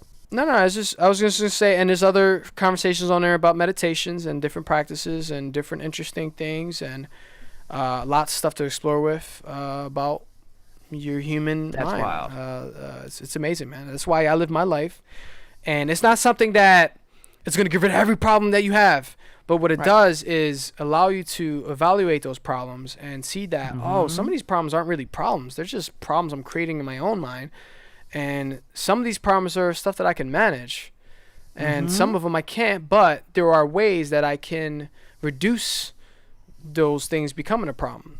Like for me, my temper, I have a bag downstairs now that whenever I lose my temper and I see it spark up, fuck, I need to work out. I'm not working out enough. If I know I'm not being consistent, that means that my temperament is going to start to, I'm going to become a volcano. It's going to constantly erupt if I don't manage that volcano by putting that special thing into working out that whatever, my metaphors and shit. Sure. I hear you. Absolutely. I can relate. To all this, All this is self-reflection, man. All this is taking care of yourself and not allow yourself, what you talk about, what you brought up earlier, off this podcast, is the parties we have. The groups, the tribe mentality, whether you're a Democrat or you're a Republican, and I'm a Democrat and I'm a Republican, and now we're fighting because we want a land of peace. Yeah, right. How ironic is that? Yeah, so if you want to talk about that, feel free, because I know you have some words to say. If there's anything that feels inside, that you're feeling inside that you want to go over, we can just. Well, you know what? Right now I feel, because you brought up the idea of everyone staying. We have a virus, right? Mm-hmm. COVID-19. Everyone stay inside, but there's a spike in depression, domestic abuse, right? Yep. Spousal abuse. People are in addiction, alcoholism, drugs, whatever it may be. People are turning to all this stuff. And I think one of the solutions is going to have to be to start to open things up a little bit more.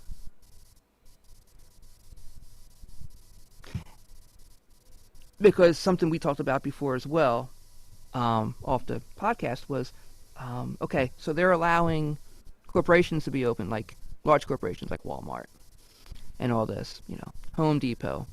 Small businesses, you're shut down. At least for a while, it was do not open or you're going to get fined.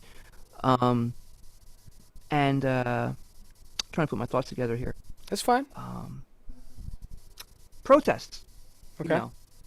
People getting together, no masks. Yeah. That's okay. Yeah. That's fine. And you can be in a Home Depot. You can be in a Walmart, whatever it is. Mm-hmm. As long as you wear your mask. Right. You're standing in line. Mm-hmm.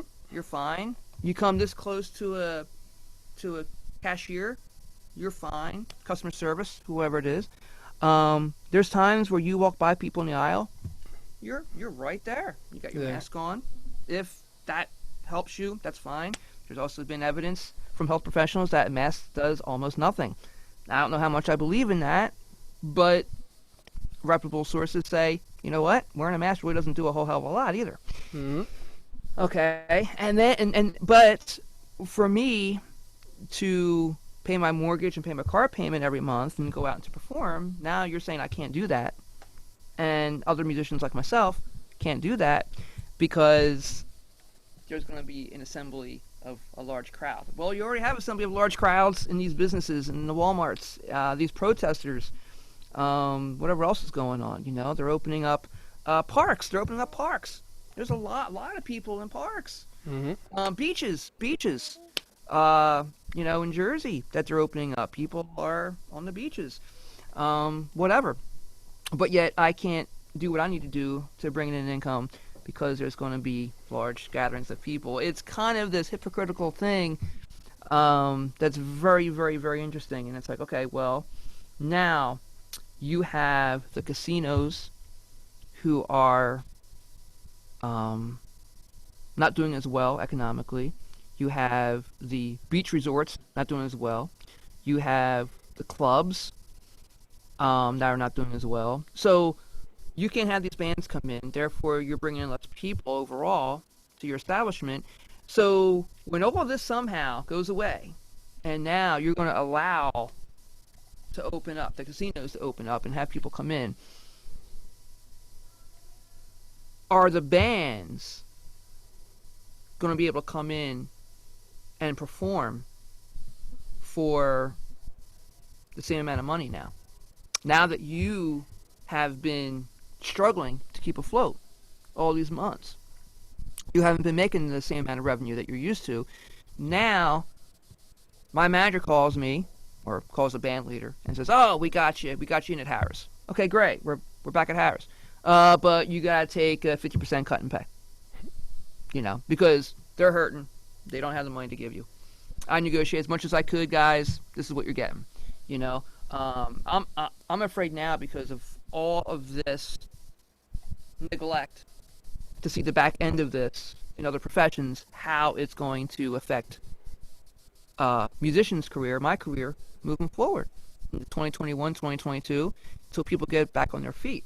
I might be reading too much into it. I don't know. I don't know exactly how all that's going to work out, but it's something that's in my mind, and I got to think about, you are suppressing all this now when we should be opening up more now, with guidelines. Sure, do what we got to do, but don't shut my profession down. Open up something else. They couldn't. Hairstylists couldn't open up. Hairstylists are some of the most sterilized environments that you can be in. I have a friend who is a hairstylist. Their stations are 6 feet apart to begin with. They have to be. Mm-hmm. They sterilize everything that they use. Mm-hmm. Everything. Yeah.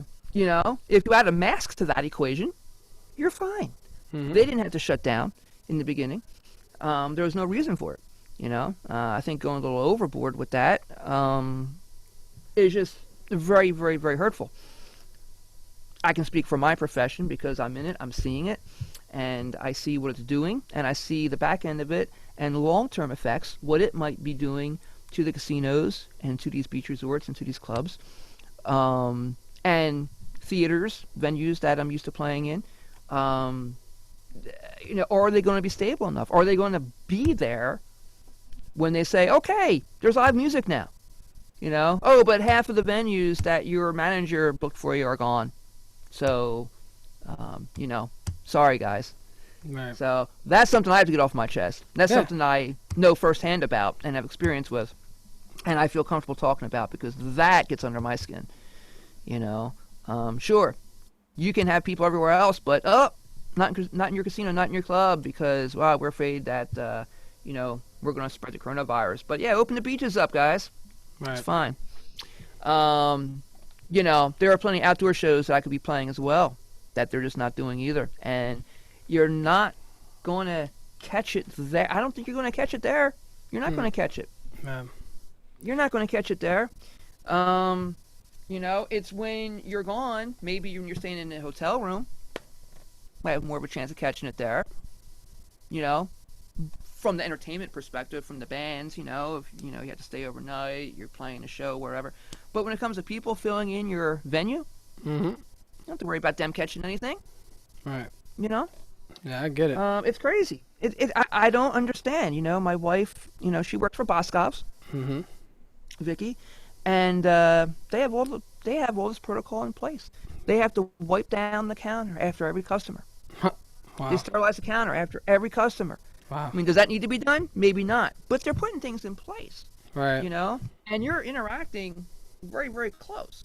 Right. Again, you're going down the aisles. You're interacting very close. You're touching boxes. You're trying things out. You're cross-contaminating. You're doing all this stuff. Stores are opening, but yet you can't play a venue because of COVID-19. It doesn't make any sense to me, Will. Not at all. Yeah, it's all selective, man. Yeah, you think about everything, every issue we have in the world, we're selective beings, so we're all hypocrites in a way. Like I not to say that you're a hypocrite or I'm a hypocrite, but there's things that we do we have to pay attention to that we're like, oh wait, I'm a little hypocrite then, let me not do that. So we catch ourselves. But these people are leaders, and the people in Congress, and the people are our mayors, our senates, all the people politically speaking that are in charge of allowing us to operate our lives are affecting us because they don't know what the fuck to do, because nobody knows how to handle this shit, because this is like it changes. Yeah, this is the, I don't know, I hear from so many different things that this is our first time dealing with something like this, but it's like, wait, is it? I mean, we dealt with this many times before, but you know, what about the flu, influenza, and it's killing children, and you know, we found out, okay, well, if you got the flu, keep your damn child at home and don't bring that shit to school, please. And we didn't have any masks, and you know, kids are still dying from it, you know, and no one seemed to bat an eye about that. But now all of a sudden, COVID-19 is happening, and it's affecting the old people or whoever it's affecting people with lung disease and all these diseases, and people who have issues with their health overall, their physical health, people with bronchitis or whatever, all the shit that you can name. Don't you dare. And then you got problems with teachers now, and they're talking about fucking having schools open, but now every kid has to wear a mask, and it's like for 8 hours, kids wear a mask. Got it. All right. And then you're talking, and then people are bitching because now you're talking about people bringing their COVID. This is a meme that I saw passing around, but I look at facts. I don't know what's a fact anymore because everything's all over the place. So I say, you know what? I'm just going to just say it and not know if it's a fact or not. But there's a meme spreading around that people are sharing, and it's saying, oh, there are parents. There's a parent that their child tested positive for COVID-19, and they still brought their child to daycare. Daycare. Yeah, right, daycare. Childcare, daycare, and that child affected other children. And see, if you don't think that's gonna be a problem, then you're not opening your eyes. You're not awake or whatever the fuck they said. That shit said. Right. And it's like, Right. I have to look at it and laugh in my head because my comedian side is like, motherfuckers. What the fuck you think other diseased kids had that the fucking parents brought to their fucking to daycare anyway because they didn't give a fuck because they had to go to work anyway because it says something about the parent had to go to work. People are trying to live their lives, so they don't go fuck if their kid has a virus or a disease or if they're sick because they gotta go to fuck to work. So they're taking their kid to daycare and they don't give a fuck if the other kids get fucking affected by whatever cold or virus or whatever. So you're adding COVID-19 to the equation as if it's this new fucking thing that you just found out that people have just started doing. And I have to make fun of it. Like, you guys are not looking at how stupid we are. And how, That's right. And then I, like, have to calm myself down. Like, relax. It's okay. Just laugh at it, man. Just laugh at it. Just laugh. It's You funny. can't stop the world, right? Yeah, Or- you can't. Yeah, you can. You You can. can't.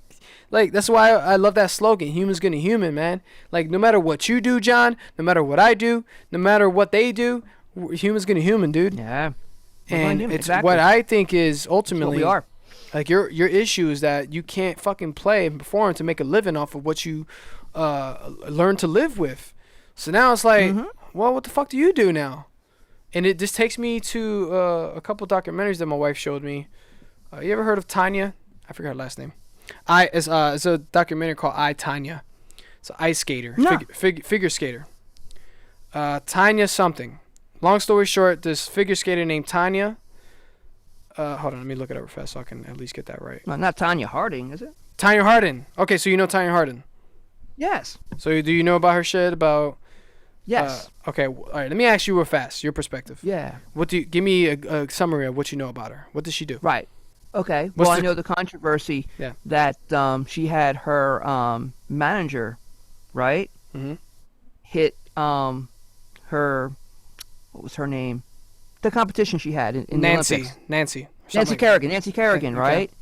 Took her her ankle out, her knee out, whatever. Mhm. I mean, that's what I know. I mean, that was a big. And that's it, controversy. right? So I had no idea about that shit. I didn't know anything about that. That was all over Yeah. news, supposedly. I was like, what the fuck? So my wife is watching it because my wife is into figure skating. She wanted to be a figure skater herself.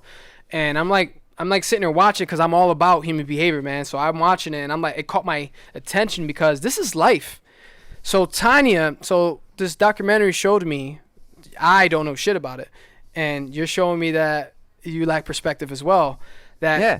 Tanya, it wasn't her manager. It was actually her boyfriend that did it. Okay. But okay. it wasn't even her boyfriend that did it. So long story short, her boyfriend was, her and her boyfriend have physical abuse problems.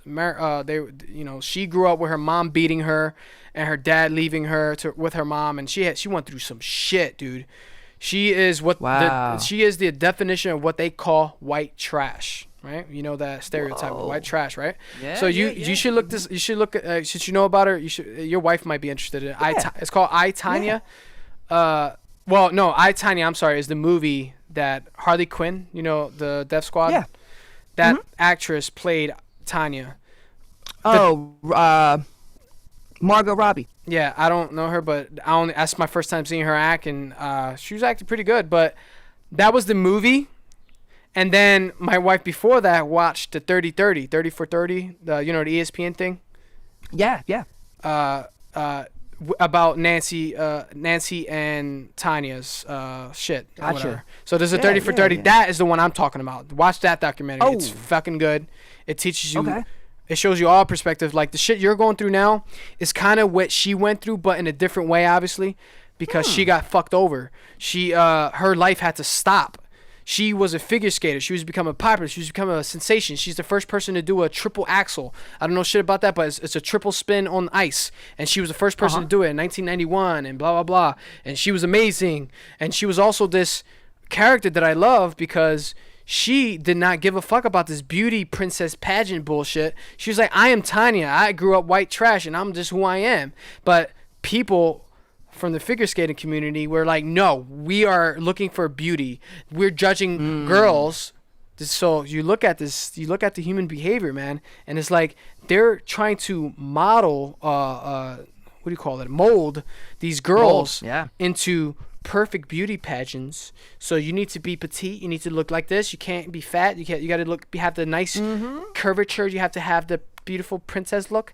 And we're gonna judge you on that, and include that with the scoring with how well you perform. So Tanya did this whole thing with the triple axel spin. She fucked everybody up because everybody always judged her based on her looks because she always had raggedy hair and shit. And blah blah blah. Long story short, that was like everyone praised her, and she was like she fell into that. Everyone praised her. She fell into that shit where you're famous now for something, and she got ahead of herself. And then this whole thing with her boyfriend got involved too, and was jealous, or not jealous, was he didn't like this Nancy bitch because that was her competition. So he and this other guy, his friend, blah, long story short, those two hired the fat guy, whatever, hired some fucking hitmen to do the job.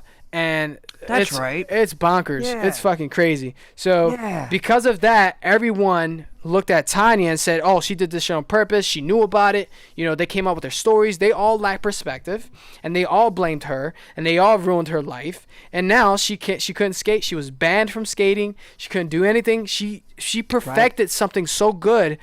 She was so talented in that one thing. That's all she knew, and she tried to fight against it. People were trying to ban her, and she boom. That's it.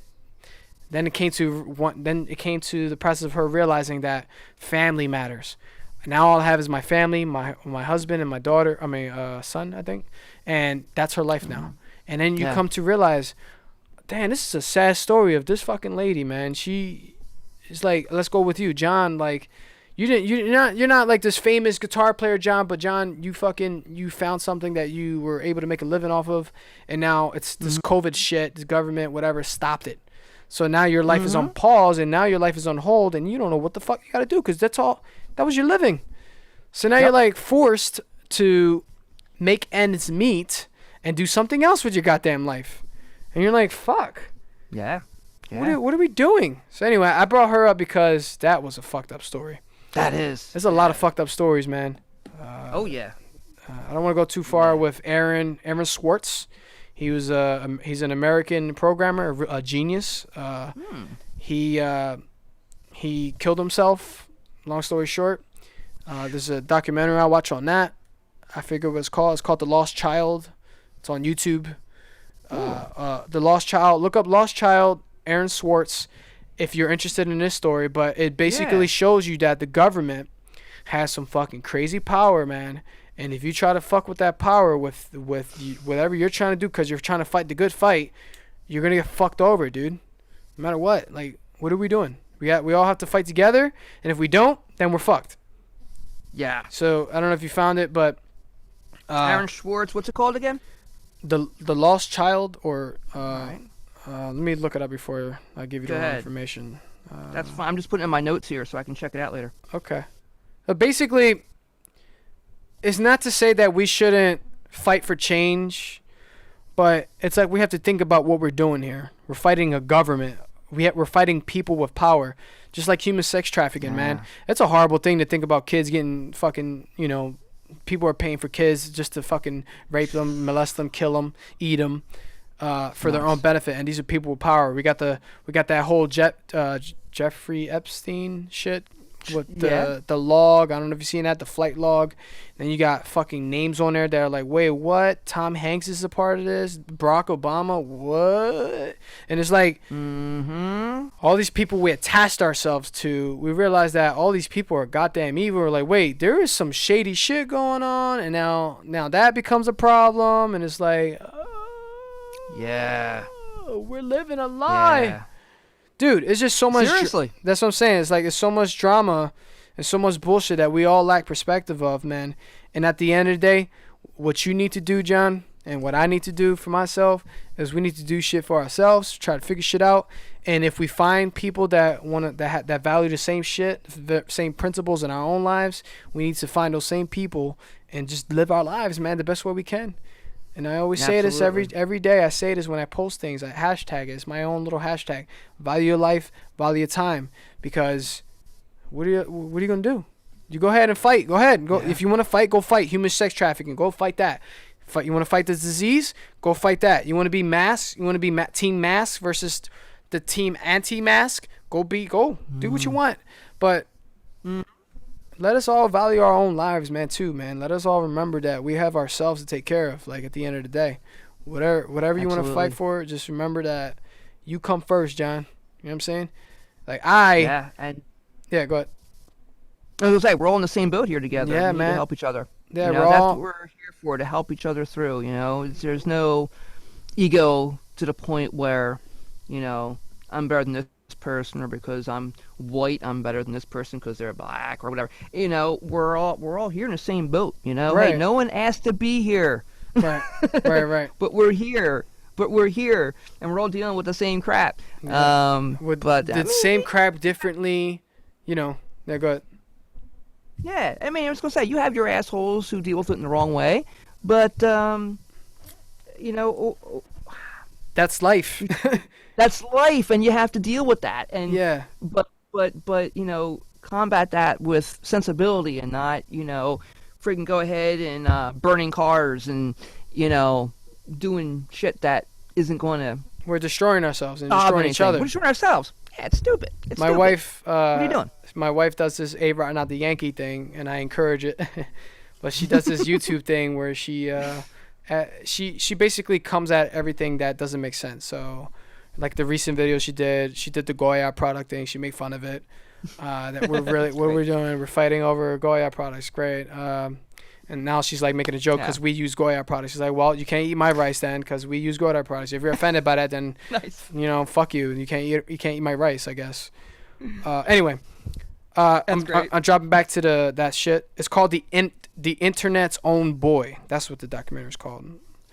Oh, okay. The Internet's Own Boy: The Story of Aaron Swartz.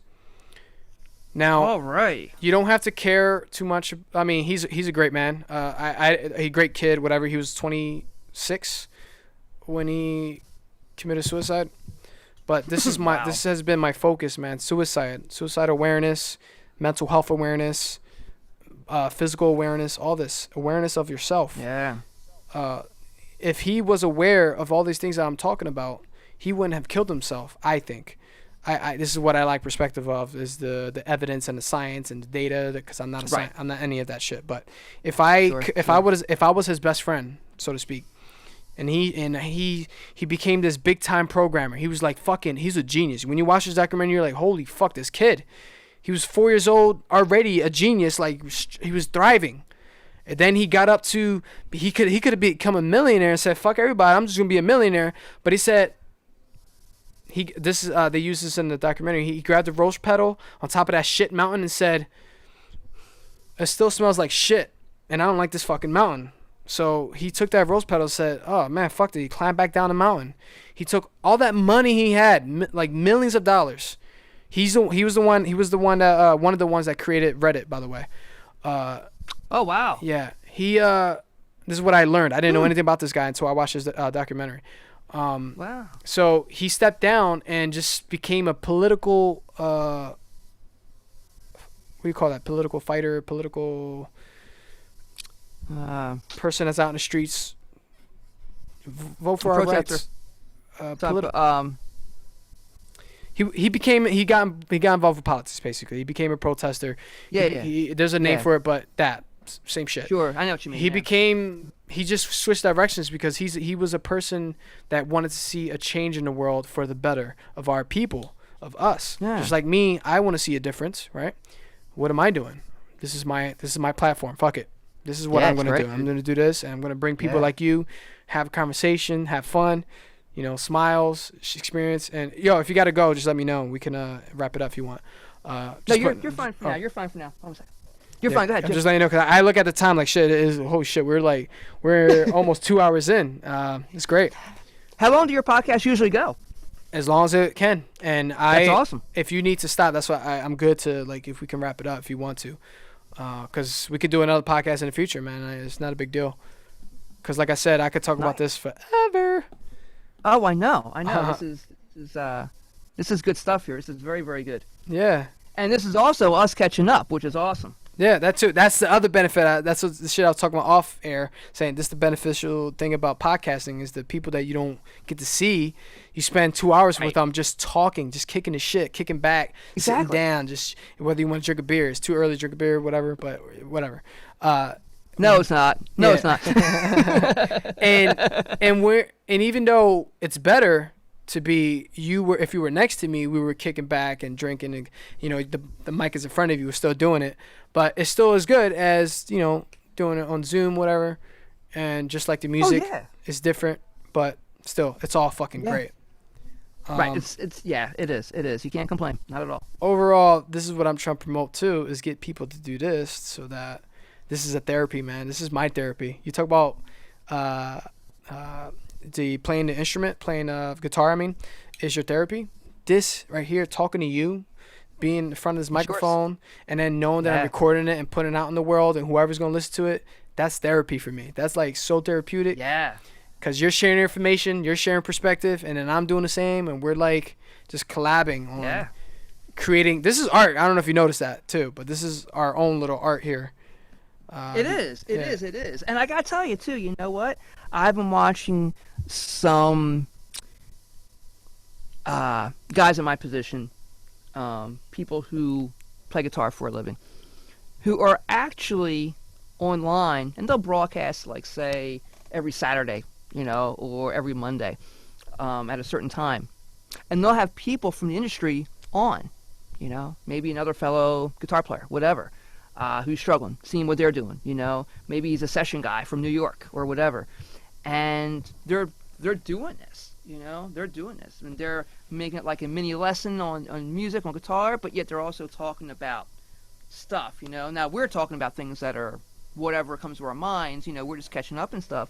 They'll keep it more music focused, but it's cool because they're doing that, and you can just get engrossed in it and listen, and that's good therapy too. So, yeah, man, all that. It's awesome. It's awesome. See, here's another silver lining. Here's another silver lining to this whole COVID madness, People are turning to this and using this as their platform, which hopefully continues because there's some things I'm really enjoying about this. Right. Yeah.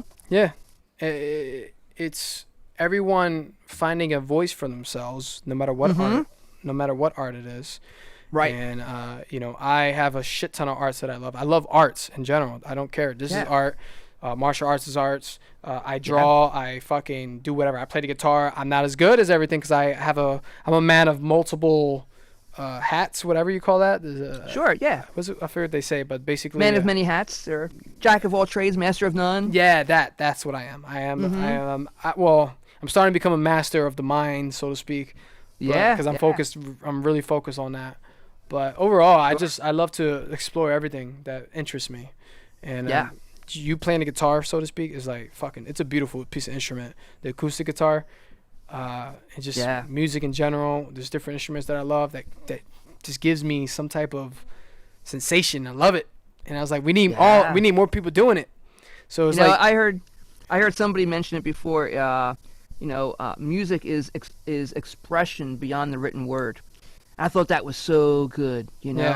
Like it's where words fail or words can take you so far, music takes it further. Music is say that again. Music is expression beyond the written word. Beyond the written word. Beyond the written word. I forget who said that, but expression beyond the written word. And there's some quotes like that where words fail to express, music just fills it in. Expresses or whatever. No, I get it. I was like, wow, but that's a whole multimedia experience too when it comes to theater and movies. You have the music adding to the acting, to the drama, to the cinematography, to whatever effects they use. It all comes together. It's a multimedia experience, like a musical would be if you go into Broadway. Yeah. Yeah. No, I'm sorry. I'm distracted. My daughter is like, Dad, and I'm like, yeah. Right here, man. Right here. Oh. Oh. Same. What was I gonna say? Sorry. Yeah, man, that's a beautiful quote, by the way. Music is expression beyond the written word. I wrote that down just because I like to play with titles of each podcast, like whoever comes on. And it's like whenever word sticks with me, like that quote could stick with me. I'm gonna play with that. But Oh, cool. and it's like something you play around with. I love quotes in general. Yeah. Because you can play with them. Like explore what that means to you. Mm-hmm. Like be water from Bruce Lee, which is a huge be quote. like water. Mm-hmm. Be like water. What do you mean by be like water? So wait, if you become water and then you listen to him, be like water. Water goes in a bottle. The water becomes the bottle. Water goes in whatever. It's like a fluid thing. But it also can, water can also be pressured into piercing through rock. So be water. Be the pressure that goes against rock. Whatever. It's like you play with it. You're like, huh. So if I gotta be water, I need to learn how to punch. I need to literally punch harder and understand that I'm gonna feel it internally to I was gonna say transmit, but transfer my energy. Mm-hmm. Transfer my energy with my body, like water pressure. Like when it goes into that nozzle of all that pressure, like hard pressure. That's what you need to do with your punch. You focus and then throw your weight into it, and then understand the mechanics of how your fist turns, and then the snap of it, or the he talks about balling your fist up and only strengthening that fist the moment it makes impact is something to explore. It's stuff like that I'm like, this dude is a genius. Like his brain, everything's relaxed until the moment of impact. Absolutely. And with guitar, with music, it's the same thing. Yeah, be water with guitar. Yeah. His idea of Jeet Kune Do, Al, is just stripping it down to the essence of just what works for you. Like taking a bit from this art, a bit from this art, a bit from this art, and making it into your own style. Jeet Kune Do is wherever it is for you. It's not this limit style. It's whatever it is for you. It's chipping away at the different styles to make what works for you as a human being. Not everything in a particular style is going to work for you, but different. And again, with music, same thing. I may take techniques from or vocabulary from jazz, but I may take techniques from the right hand from classical or from country, where I'm using my fingers or I'm using the pick and fingers, but I'm playing jazz lines with it. Right. Or I might take my bending from the blues, but apply it to funk, or apply it to some of my country stuff. So it's like you start to cross train, and you start to cross styles, and all of a sudden you come up with something that's so expressive. Yes. Which is exactly what Bruce Lee was talking about back in the 60s, 70s. So it's all relevant. It's all relevant. It's so interesting. You can't be pigeonholed. You can't be one stereotype. You have to branch out and then use what works for you. That's like one of the critical things that I think everybody needs to learn and understand is finding what works for you. That's what I preach. That's like hands down. That is the Bible. That's church. Whatever you want to say it is. Find what works for you. Doesn't matter what it is. You like religion? Okay, if it works for you, okay, go ahead. Just don't fucking try to kill somebody because your religion says that you have to kill people because of it. Right. Because now you're an extremist, blah, blah. Or, hey, you found that this group works for you, but now that group is affecting the other group, and now, like, dude, let's chill. Let's just all just find what works for us. Let's enjoy it and not let it fuck with other people. And if it does fuck with them, like, hey, you go over there then. You keep yourself over there, and we're doing about our own shit. You know what I mean? So exactly, it just brings it back to this group shit where it's like it's okay to have these groups, but as long as we're not getting lost in these groups and allow those groups to become the focus and attention, like we want this is what they should have, and then praise them. Oh my God, everyone claps for them. We have to, because if we don't we're gonna get offended. And now I gotta make sure I do my virtual signaling, because if I don't, then all my friends are gonna think that I don't support this group. So it's like we gotta be careful with all this shit, man. Just find what works for you and live your life, please. And that's it. That's it. There's this little story. I forget exactly how it goes, but something to the effect of if a fish was taught how to climb a tree, he would spend his whole life thinking that he wasn't good at something. Say it one more time. If a fish, say it again. If a fish, I might be saying it wrong. I'm just trying to envision. Yeah, if a fish was taught that he should climb a tree, he would spend his whole life thinking he wasn't good at something. Right. Because he's not meant to do that. Right. You know? He's meant Right. to be in water. Right. You know? Be Something water. to that effect. But it was like water. It comes back to water again. But yeah, it's so true. It's like just because someone says, look, and that goes with teachers. And that's why when I teach somebody guitar, I don't show them just one way. When you're first learning, okay, do this way, because you have to get used to something. You have to do this so that you build up your muscle memory. But Yes. as you go along, I say to them, look, now try it this way. Now try it this way. Now try it this way. And if they're more advanced students, I say, all right, here's this concept, but here's 2 other ways to look at it. Which way works best for you? You may not even use this concept. It's okay. It may not work for you. But if you do choose to use it, know there's other avenues to approach it, and if it doesn't work for you, it's fine. But here's other ways that you can look at it. Because, as a teacher, you could make a student, an otherwise student who could excel and make the guitar a part of their life, which is great therapy, whether they make money with it or not. It's great therapy. Or if they choose to, make a living with it, you're kind of taking that away from the student and that enjoyment by saying, this is what you need to do, that's it. And giving them one way to do something, when maybe this other way would have been a better route for them, and they totally were magnetized to it, and they loved it, and they took off with it, and they caught the bug quicker to practice it. Whereas if you just told them this, and were very rigid, they're like, it's not working for me. It's one of the worst things you can do, I think, as a teacher, is being so rigid in your thinking that you're not expressing other avenues that student could take to arrive at the same result. You know, everyone has their own voice on an instrument, or has their own voice in whatever they do, whatever artistic endeavor or discipline that they decide to carry out with, because they find what works for them. Right. And then they do something that's self-expressive in the way they need to do it. And they're being true to themselves, If playing a certain style of music isn't for them, they're not going to be very good at it.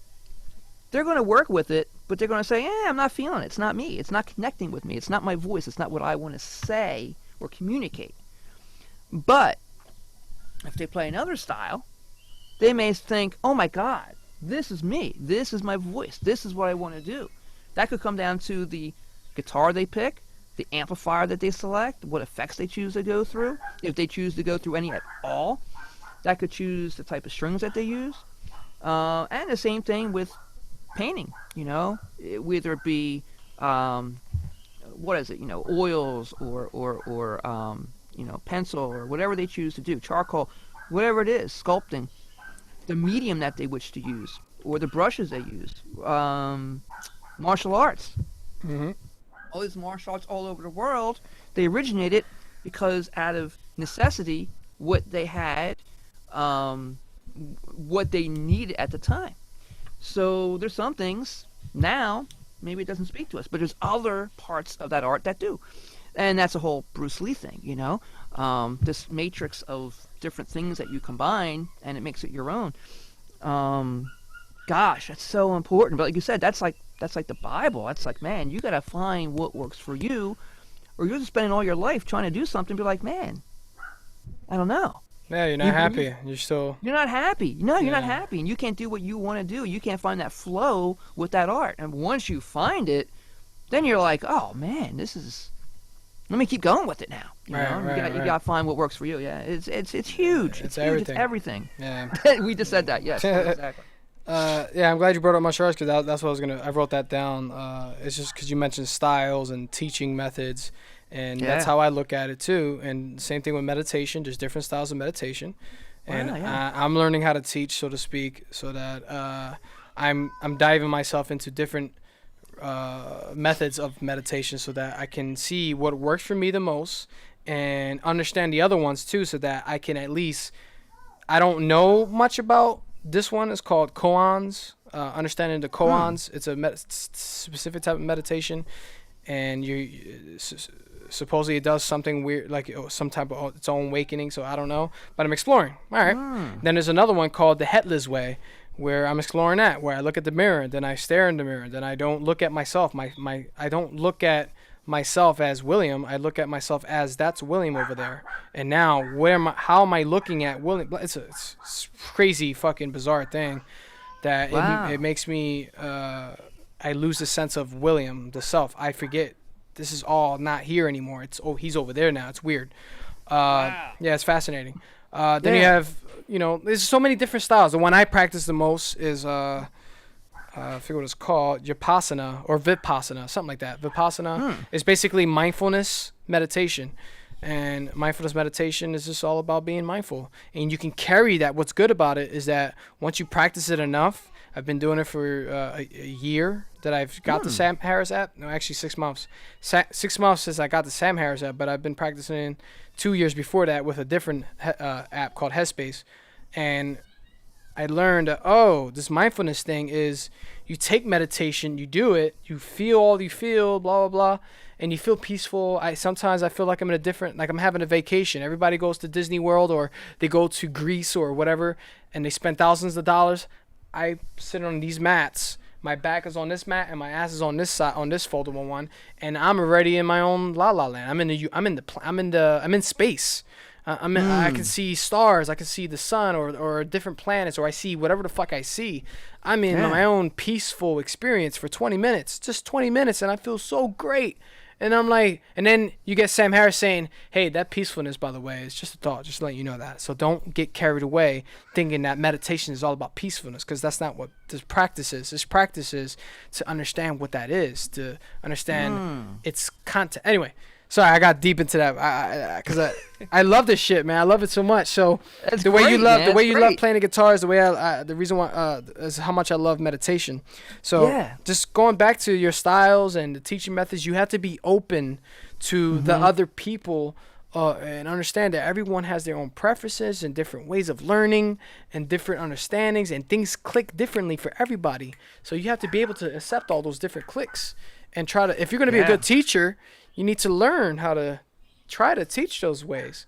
And if you're only limited to teaching really well those things, then do that, but at least say, hey, but there's other ways you want to try out too, just to see. Yep. Like with me, Muay Thai and Jiu-Jitsu is my all-time favorite martial arts. I love those, and I will teach what I can as far as what I know, the techniques, and I will be wrong because someone else has a better way of teaching the technique. But guess what? At least I'm introducing it to them. And I can also say, hey, while you're learning Muay Thai, you should be aware that there's other specific kickboxing stuff that you can learn, like Taekwondo or whatever other kickboxing form, Dutch kickboxing. There's so many different shit. There's so many different ways to learn. Instead of being narrow-minded and saying, this is the way, this is the only way, this is the right way, and this is the only way. This is the foundation that you mentioned. You learn the foundation. You learn the rules. I learned this with filmmaking. You learn the rules of filmmaking. Then break them. Break those rules. Break them. That's where the creative process comes in. You have to learn how to do the thing, learn how to play the guitar, learn the chords, then break that shit. Oh, you could play the guitar like any way you want. Oh, you could just feel it. Oh shit, I'm playing chords without even knowing I'm playing. Oh, I feel this shit. Oh, now you're feeling. Oh, the creativity is flowing, and now you're creating some shit that you're feeling. Oh shit. Oh, you understand? It clicks. Eureka! I get it. Oh, playing the guitar is not about learning. It is about learning the chords and all that, but it's about feeling the chords coming out of your body because you programmed your body to learn all those chords. So that's how you're able to just identify those chords and just ring, whatever. If I can, let me demonstrate one more thing. Hey, go ahead. Okay, so check this out, right? So everyone knows the old scenario where the little girl's in the other room playing piano, and they're doing stuff like,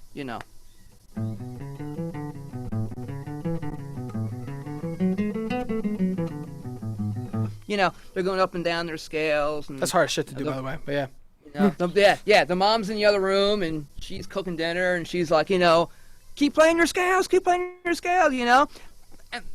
you get caught up in, like, certain stages of your playing with any instrument where, okay, people will say, all right, you're in the key of A. That means you can only play those notes. That's all that are available to you. But then later you learn how to break those rules. There's 12 notes in music. There's only 12. Like our alphabet has, what, 26 letters? You have 12 notes in music. And even though you're in what they call a key, and then those notes repeat, there's only 7 notes there. There's 5 that are missing. You can still play those 5 notes. You just got to know how to work them in.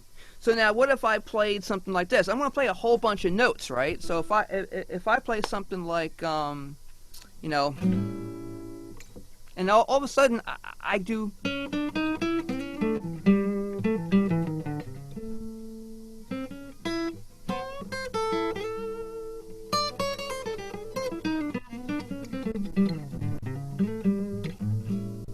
I played a bunch of different notes that didn't fit that key, but it worked. You can't say that it didn't work, you know? And that's the whole idea, like when you're learning something, like you're saying, you learn the rules. I just thought grabbing this would be a great way to demonstrate that, because that's perfect. When you start to play, you're like, okay, I can only play those notes. That's the key of A, say. But you can use all 12 notes. It depends on how you use them, you know?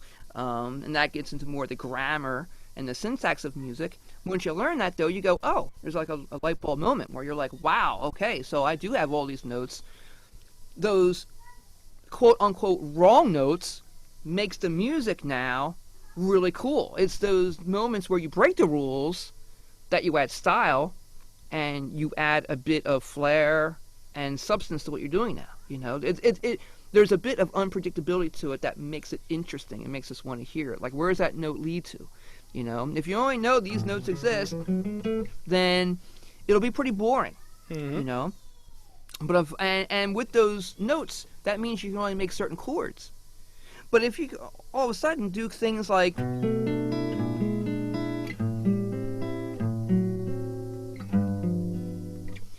all those chords I played could fit that key, but I use all 12 notes, you know, but it all had a flow to it, you know? So that's that's a really interesting thing about it, you know, and that's with any art form, of course. You can do that. And it's like, wow, that's where the musicality comes in, or that's where the expression comes in, you know? I'm not just conforming to this simple rule, but that expands further now, and there's reasons why that works. You learn that later, but you can hear it that it just works, and that's okay, you know. And there's labels for it and all that kind of stuff. I don't try to get people caught up in the labels so much about why it works. I'm just like, hey, if it sounds good, it works. You know, the labels, the grammar help you to achieve it, just like your own English language does. But after a while, you forget about that. Yeah. You know, you don't think about the predicate and the subject, and you don't think about this is a noun when you say it. You just say it. Right. You know, like us right now, we're just communicating, and to get that point with music or any type of interactive art form like that, martial arts, you know, that's a cool place to be. Yep. It's everything, dude. That you see that, you break it down into all those things you did were patterns of things that connected to you from your consciousness, and things that you learned from that instrument, how to play it, how you programmed yourself. You learned the functions of. I'm sorry, I'm doing all I like to do, but you learned the programming, blah blah blah. It all relates. Now you run that program to play those things, but now you're adding the part of your brain that's like creative, based on impulse or based on influence from listening and seeing things. You feel it out and you start to play whatever comes to mind. It's based on your experience. So if you were always beaten to death and you were trash and you were always bullied, you're going to be playing some shit that's going to like show how you feel in that moment, you know? If you were heartbroken all the time and you grew up with shitty relationships and your marriage has always failed and blah blah, and now you're still miserable, you're going to play that shit. You know what I mean? So it's all like, it all ranges, man. And this is what makes us interesting as human beings, is we need to be fascinated by all that stuff going on inside, because there's a reason why we do all this. create art. And it's not to be offended. It's not to be offended. It's not to be divided. It's to come together It's to connect. and to learn from each other. Yes. And to connect. And learn from each other. Human And interaction. that's the thing. That's the thing. Yeah. When I played, I hope I connected with you in a certain way, or when I play for anybody, I want that person to connect. And like, oh yeah, I can feel that. That's great. Like, I don't know what's going on, but I fucking feel it. Sounds really fucking good. I don't know how you're doing. I'm looking at your fingers doing all this crazy shit. I could never do that, but that's your process of thinking. Unless you learn to do it, you become that person when you put the time in. But it's like, it's all about feel. It's all about feel. How do you feel about it? How do you feel? That's the main thing. Yeah. Do you want to play the guitar? Are you interested? Well, learn from John. He'll pay a couple lessons and he'll teach you. Or go. You have a YouTube channel, you said. Go to his YouTube channel if you like his work and you like his teaching method and the way he talked on his podcast. Go to his fucking YouTube. What's your YouTube, by the way? I don't know your YouTube. Yeah, so it's just youtube.com and then it's slash John Gorbe. That's simple. JOHN GORBE. Okay. And I'm on Facebook as well. You know. What do you do on there on YouTube? Like, do you just play music or do you teach a little bit? Good question. Yeah, I have a bunch of different things on there. You'll see some performance stuff, but more often than not, you'll see mini lessons on there. You will see excerpts from DVDs and software packages that I put out. Courses, guitar courses, instructional courses that I have some things on there, excerpts from. You'll see me on there doing some performances, but I think most of it though is more instructional. Okay. Instructional, and then you also see on there now, as of recent, some live sessions that I do as well. Right. And then same way with YouTube as well. Well, Facebook as well, I should say. Same idea. Well, Facebook is a smorgasbord of stuff, but I'm doing some live sessions on there too. And gear reviews. I do gear reviews for companies, so you'll see them on there as well. Amplifiers, guitars, effect pedals, whatever. Gear, all that stuff is on YouTube, or is it only on Facebook? Or because I never know. I see you post stuff, but I don't know if it's. Yeah.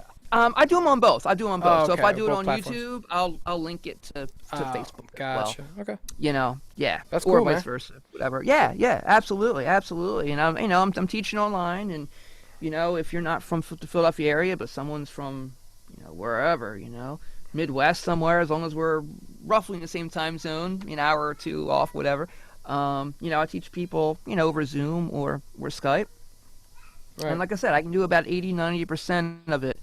The part where you play with people, where we actually interact is the part that's tough. But I tell people, you know what? If we can't do that, find people to play with. Right. Because that takes you to another level. You got to take the stuff I give you, this academic stuff, like you just talked about. You got the left brain, the academic, you need to process, you need to learn where to go, you need to do the reps, but then you also need the right brain to engage, and you need to be creative with this stuff. You need to be creative and manipulate it and break the rules eventually, or else you don't really learn the essence of what you're doing. A lot of stuff you get in the beginning, especially over something like this, is more academic based. But then I can, help somebody overcome that with more of the creative part by giving them exercises they can do on their own, or just tell them, look, find somebody to play with, preferably someone better than you. Because I was always around players that were better than me, especially in college. I was always around players that were better than me, because that pushes you to be better, and you learn and you try to emulate and you try to assimilate what they do, and it makes you better. Right. So that's always a good thing. Yeah, always man. a good That's thing. good shit. Yeah. And if you can't find anyone better than you, then just focus on yourself and try to do better than yourself. Do better than yourself. Yeah. It's never competition. It's never competition. I mean, I thought that when I was younger. Like, they're better than me. Yeah. Great, they're better than you. Learn from them. Right. You can be there too. They're on a different path, or they've been playing longer, or whatever. See, man, that's okay. That's okay. It's like our minds are so complex, yet we're so simple. It's a weird paradox, but if we focus on things and it's simple, Like if I can just simply meditate and just live my day today and do what I got to do, you know. Yeah. But we make things more complex when we add all of our issues, and then we get stressed, and then now we're worrying about that, and now we get online and see the online community is all fucked up and chaos, and now we're like, oh, and if you're on that, and then you get lost. So it's like, just take a step off of on this. Is why I don't get on the internet that much anymore, like I used to. I sign off now. Like I have to hold myself accountable. Yeah. So I catch myself being addicted to social media because that's a problem too. It's a lot of issues, man. Overall, like we just talked about, you find what works for you. If you want to play the guitar, you know, everything we just talked about, do that, man. Because it's out here. It's all the shit's out here for us to do. Absolutely. And again, it's like we just look for shit to complain about, and then we get stuck in that. It's a crazy world, but. Yeah, find something that works for you. If it's not guitar, find something, you know, draw or find another instrument or make the whatever best, it is. Yeah, make the best of the time you have here left, man, because we don't know what's going on. We don't know, man. We don't know what's going on. What's tomorrow hold? You know, you don't know. You don't know. Like, yeah, it's a scary part, but I try not to dwell on it too much. You know, yeah, but it's tough. It's something. It's something to think about, but it's not something to dwell on, like you said. It's not. It's something to like know that it's there and don't try to hide from it. But it's something like for me, the shit that I'm scared of, I will look at it and why am I scared of it and break it down. That's what I like to do. Is just break. Why am I scared of it? And I go back. Oh, it's because of my past. I get it, or whatever. I'm scared because it's just stupid stuff. Okay, I got to get over it. Whatever. Like I'm scared to play the guitar in front of people. Okay, I need to get over it. How do I do that? Just play the guitar in front of people. And I did it. I did it finally a couple times. It was embarrassing, but I did it. I finally was happy I did it. And I'm not gonna be old and regret it, you know. That's how we live our lives. We live our lives in fear and regret, and then we die, and then we're like, what was our life? So it's like right now, everything's at pause. We don't know what's gonna happen, but guess what? We need to all figure shit out for ourselves, or we can help each other. You know what I mean? That's it. I can't help you with your financial situation, obviously, and you can't help me in my financial situation, but we can at least try to promote each other. We can at least try to do different things to find a solution. You know what I mean? Exactly. There's all kinds of ways to do it. There's all kinds of ways, you know? It's just we have to play around with it and not dwell on the negative shit. If that makes sense. Absolutely. It makes total sense. And we just, we know moving forward that what we want people, how we want people to react is not going to happen. Because it's just the way it is. It's just not going to happen. Human's gonna human. Yeah. I love that. I'm going to start using that. That's With fine. your permission, I'm using that. It's not my word. It's not my phrase or whatever. Someone said it, and I keep repeating it because that's so fucking true. And Human's going to human. I have to. It's like I have to tell myself that all the time because I promote all this stuff like self-awareness and mindfulness and whatever, all this shit, and then I see people. Not talking about you, but I see people in general bitching about their anxiety, bitching about their emotions, bitching about their feelings that they're lost and confused, and I'm just like, the writing's on the wall. I just posted. Look, all the stuff here. I'm trying to help you. No one's listening. Right. And then I get lost because I'm like, no one's listening, and then I realize, fuck, stop. I'm getting lost in myself. Human's getting human, and then it holds me back. And I also say William knows nothing, so that's another thing I like to do because it tells me that. I like that. I think I know what I know, you know what you know, but there's so much more in the world we don't know shit about. So that tells me to remind myself I don't know shit. So I know what I know, but what I know is what I know, and it ain't shit in comparison to what I could know. So keep learning. You know what I mean? I find the more I learn, the more I don't know. Right. And that's so true. That too. I heard that before. I heard that years ago. I heard that when I was a kid. I heard that, or when I was a teenager, I probably heard it. Yeah. And I was like, what? No. When you learn more something, you know more, and then you get older and wiser. Then you're like, the more I know, the more I realize, the less I really know. Right. And you just don't stop. You don't stop learning. There's so much.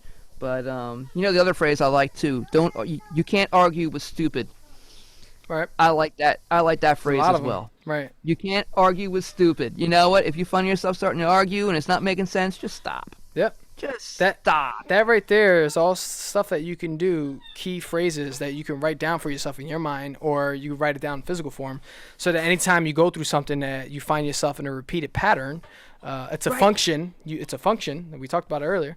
Then you put that. So there's a thing they in the function you can stop it. It's called fuck. Shit, I forgot the word. There's a specific word you type to stop that function, so that it functions, then it stops. So if you say what you just said, you can't argue with stupid or whatever. What's that, how you say it? Mm-hmm. Yeah. Okay, you can't argue with Yeah. stupid. If you go with your function, if you argue, and then which is one of the things is the inside that parenthesis is the argument. By the way, that's what it's called. It's fucking Okay. fascinating shit. Anyway, so then you use that. I forget what it's called. That the return. It's called return. When you type in return after that function, it's gonna stop right there. So that return, which is you can't argue with stupid, is gonna stop your function from arguing against stupid. There so you go. So you're like, oh, you know what I mean? So it's just Yeah.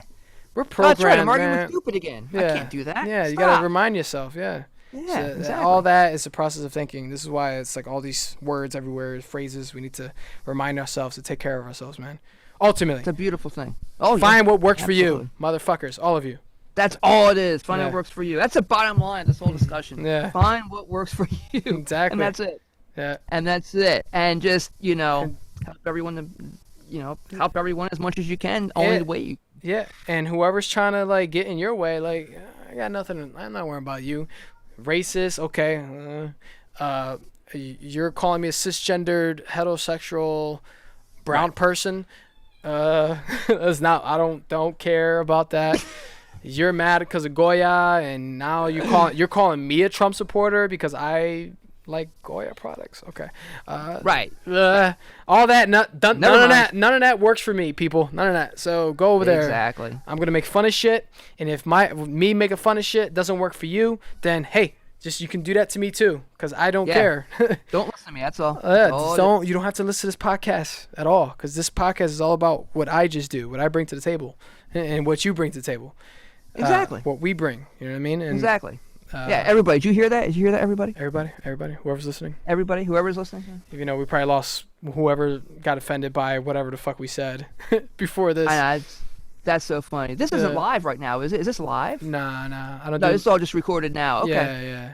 I don't like to do live because of that. What happened earlier. I usually take all that out. I edit it out so that it's not intruding the listener or the watcher. They're like, what the fuck's going on here? So I take Right. that shit out. Whatever is a glitch or an interruption. You know what I mean? So Cool. if you have to ever take a piss, go take a piss. You got to take care of your daughter. Yeah. Take care of your daughter. Do what you gotta do. I got Yeah, yeah. I gotta do the same shit. Anyway, all right, Nice. we can stop here. Thank you so much, dude. This is fun. This is great. Dude, thanks for having me on, man. Hey.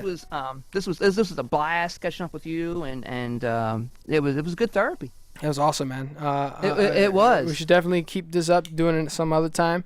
Let's do it. If you want to end this, you don't have to. I'm not forcing you. No pressure. But if you, I heard this on Joe Rogan. He did it a couple times. I'm gonna copy him. If you want to end this with like a little 1 minute or whatever, 30-second playing your guitar, feel free to do that. If not, it's not a big deal. But ultimately, this is John Gorbe. His YouTube is youtube.com/John Gorbe. You'll see it as spelled on the link provided with this podcast or on this YouTube video. All his details will be in the bio. So please follow him. Please support him. And that's it. Will, thank you so much, buddy. And I hope everyone gets a little something out of this, Yeah, because man. this is we're just speaking from our hearts today. This is not really holding anything back. Just talking about how we feel, and hopefully, I mean, I know other people watching you are going to feel the same way. And hell, if not, it'll give us something to talk about next time, maybe. Right. Look through the comments or whatever. Yeah, But I don't have that much of a following to get attacked yet. I'm not going to be able to get canceled until I get a certain amount of followers. will. I know I'm going to. I know if I get to a certain point, people are going to want to cancel me. Because I just speak my mind, dude. It's like these are thoughts, dude. If you are so attached to thoughts, that's your problem. You're attached to thoughts. That is. I know. No, what I meant by you will, meaning you're going to have a following, because this is great. This is great stuff, man. Thank you, man. This is really cool. I think good. you speak eloquently. I think you're a good host, and this is a lot of fun. Let's do it again soon. Cool, man. I appreciate you. All right, so next time, guys. Same. I'm William, and I know nothing. I hope you guys enjoyed that episode as much as I did. I always bring that up because it's just I value each episode that I either, if I'm doing it by myself, or especially when I record an episode with other people, it just feels fucking awesome afterwards.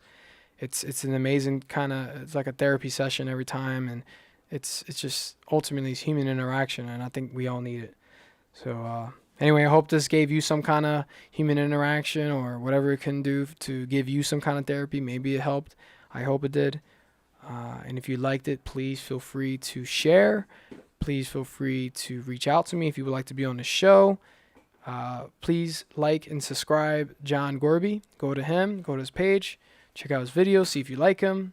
If you like his work, and if you would like to learn how to play the guitar, you can go ahead and hit him up. He'll teach you. I think he teaches through Zoom still because there's COVID stuff happening. So yeah, it's a lot of good stuff, man. So if you want to do that, go do that. If you want to share, you can share it. Whatever you want to do. That supports me. It helps, man. If you want to support me, that's all I ask is that you go ahead and share it and whatever you can do to spread the word, because I'm just trying to help people. And again, if you want to be on, hey, feel free to hit me up. WilliamKnowsNothing@gmail.com. That is my email. You can hit me up there and, just write on the subject what you would like to talk about and who you are and what you're about. And just be mindful that, I'm going to be who I am. So if we joke, but just, we got to keep it 100, as they say, 100. We got to keep it 100 and understand these things. So anyway, with that being said, there's other things I'm trying to do. I'm still trying to figure shit out. There's also like ideas I have, multiple ideas with teaching people how to meditate. So I'm trying to figure out that route. There's a lot of things I want to do. So please look out for that. And if you like the work, again, share, subscribe, whatever you can. Appreciate you.